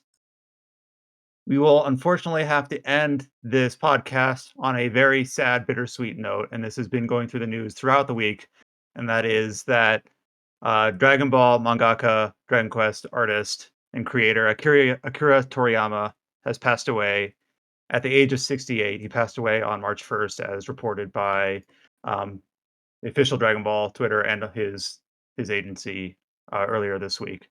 So obviously a creator whose impact on basically like the worldwide proliferation of Japanese art in general cannot really be understated. Just the impact that he's had on manga, on comics, on creators for the last 30 years.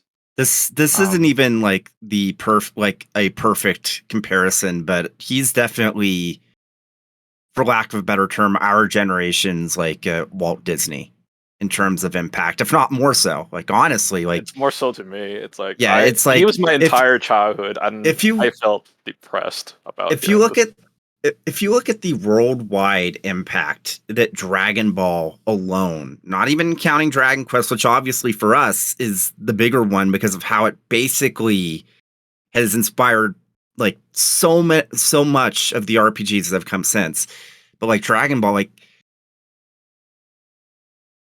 probably over 1 billion people know what Dragon Ball is or have been influenced by it in some way. You cannot overstate just how like large of a legacy that he leaves behind. Even people that are not into video games, even my brother was depressed hearing this news, and he just couldn't work all day hearing this. It's so depressing to hear this. Like, he has like so many projects that he was working on as well. It's just like, it's just sudden. It's kind of like out of nowhere. It's not. I have to admit that kind of like how I was talking about with Veda and like a few weeks ago, like I was not originally planning on playing Sandland at launch, but now it's like, well, I kind of have to now. It's like the last major thing he worked on before he passed. It's like, shit. And I have a couple comments, and like one of the things that really hit me, which I wasn't expecting it to, but it did, is that of course throughout social media, throughout all the forums and Reddit and Twitter, there's been a lot of fan art, a lot of a lot of well wishes, a lot of sadness, and a lot of remembrance. One of the ones that I wasn't expecting to hit me as hard as it did was there was a social tweet from like a European soccer league that showed just a bunch of photos of soccer players like posing in different like recognizable Dragon Ball like poses. And that just right there just showed like how wide the impact is. This isn't just comic fandom or anime fandom or video game fandom. It's just fandom people in general, just how much of an impact he had.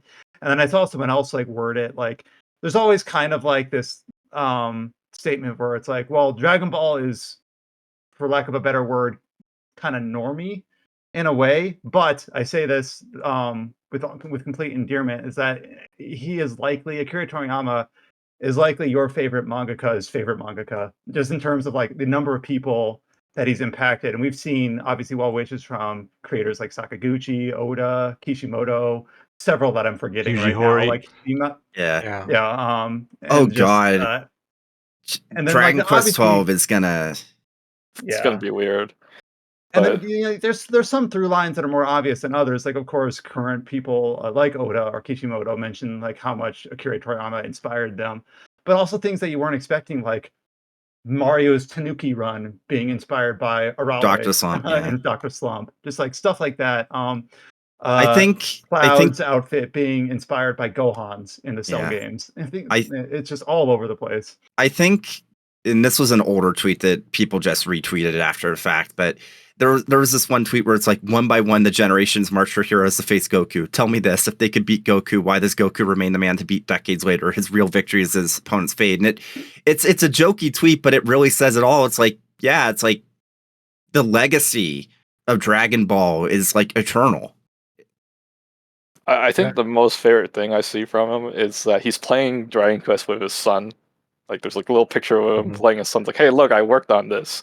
Or the other one is the Chrono Trigger development room. It's like a little message if you get there saying that, telling his kids like, if you see this, it's like I made it. Are you having fun or something like that? It's you could tell he was a great dad. Yeah, I struggled to find the words to even vocalize like how I felt when I like heard of his death. It's definitely I think I thought about this a lot after hearing it, and I thought about long and hard, just like about just the mortality of like our favorite creators. Like I thought of the recent death of Yoshitaka Moriyama. Just when we heard that a month ago, and I think about like Kazuki Takahashi, the creator of Yu-Gi-Oh, when he passed away several years ago. And I think about I think the Takahashi thing too, wasn't it? Yeah. Like it came out he was trying to rescue save someone. Yeah, so try to save someone distressed in the ocean. It's devastating. Like these people, they created art like no other. It highlights the impact of like why you need real humans all striving and motivated and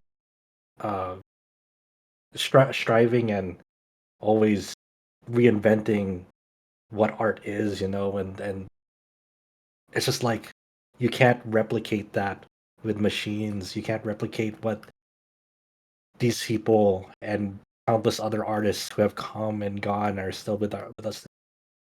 Like having that human element with art is it's integral to our our fundamental existence as human beings. Seeing how Toriyama's art style has inspired multiple generations of people around the world. When to many people internationally, when you think of the manga art style, they think of Toriyama's designs. He was a beautiful human being that like it cannot be stated enough how much of an impact he left on the world, on the entire human race, and it's just fuck. Man. I think Oda's like eulogy for him is what broke me. Mm-hmm. Where it was like, may heaven be as joyous a world as he envisioned. It was like, oh God, fuck. Like you see it in every one of his works, from Sandland, from entirety of Dragon Ball, Dr. Slump, countless others. There's always an underlying theme among all of them that he believed in people. above all The else. spirit bomb, like the Yep. entire concept of the Yeah. spirit bomb is like the hopes and just fuck, Mhm. man. Yeah, he always tried to convey that message. It's like, no matter how grim things are, trust in people, trust in the people that you love. They will help you get you through the life's toughest challenges. And it's just like, Could even see it in Vegeta, where it's like his whole character arc is he becomes reformed because of the love of his family, and it's like Yeah. shit. yeah, like way too soon, man. Way too soon. God Yeah, bless. 68. We should have had Toriyama for another 15 or 20 years, and unfortunately, we don't know details, but it was a head injury of some sort that Yeah, he succumbed to. There's I won't might have speculate. Like, yeah, I won't speculate exactly yeah. like Yeah. how exactly it went down. Yeah, all we know is that it was like hematoma, and there was a report that he was sick since last year, so it might have been related, but we don't know for sure. Yeah, don't know so for I sure. mean, yeah, on top of like, on the upcoming release of Sandland, there's also a new Dragon Ball Daima series, still in development. The return of the Sparking series or Budokai series. Yeah, Let's I see know. Of course, the long-awaited and whatever Dragon Quest is coming Dragon out. Quest 12 and 3 HD. Yeah, and whatever. Yeah, any other related races. It's gonna be. He was working on so much stuff. It's like it's a large void now that like obviously some of these are already completed like Sandland, but who knows how long far about all the other works are. Well, Sandland wasn't completed. He was working on a follow-up. Oh, but was it a follow-up? There's a follow-up. Yeah, too? it was a Wow, follow-up. okay, wow. Because like half the reason why we got the movie and we're getting the game is that he wanted to re-explore the IP and expand upon it. Wow, I didn't even know about that. It's rest in peace, Akira Toriyama. You will forever be remembered by hundreds of millions of people. Hell of a legacy. Potentially a billion people, like Josh Yeah, said. yeah, Like yeah. the impact is that wide. Exactly. Yeah, there was another one that broke me was Toyo Taro, who currently draws the Dragon Ball Super manga. Says this is a rough translate, but I think it captures the meaning anyways. My voice is gonna crack reading this. I apologize.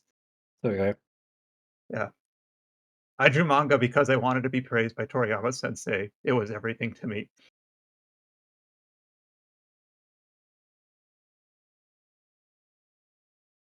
That's So, a common rest in sense. peace.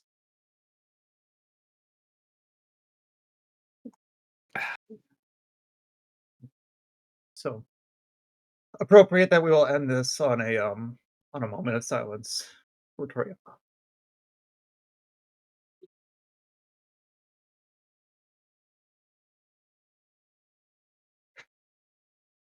Thank you all so much for listening. You can find you know where to find us, and we'll be back next week.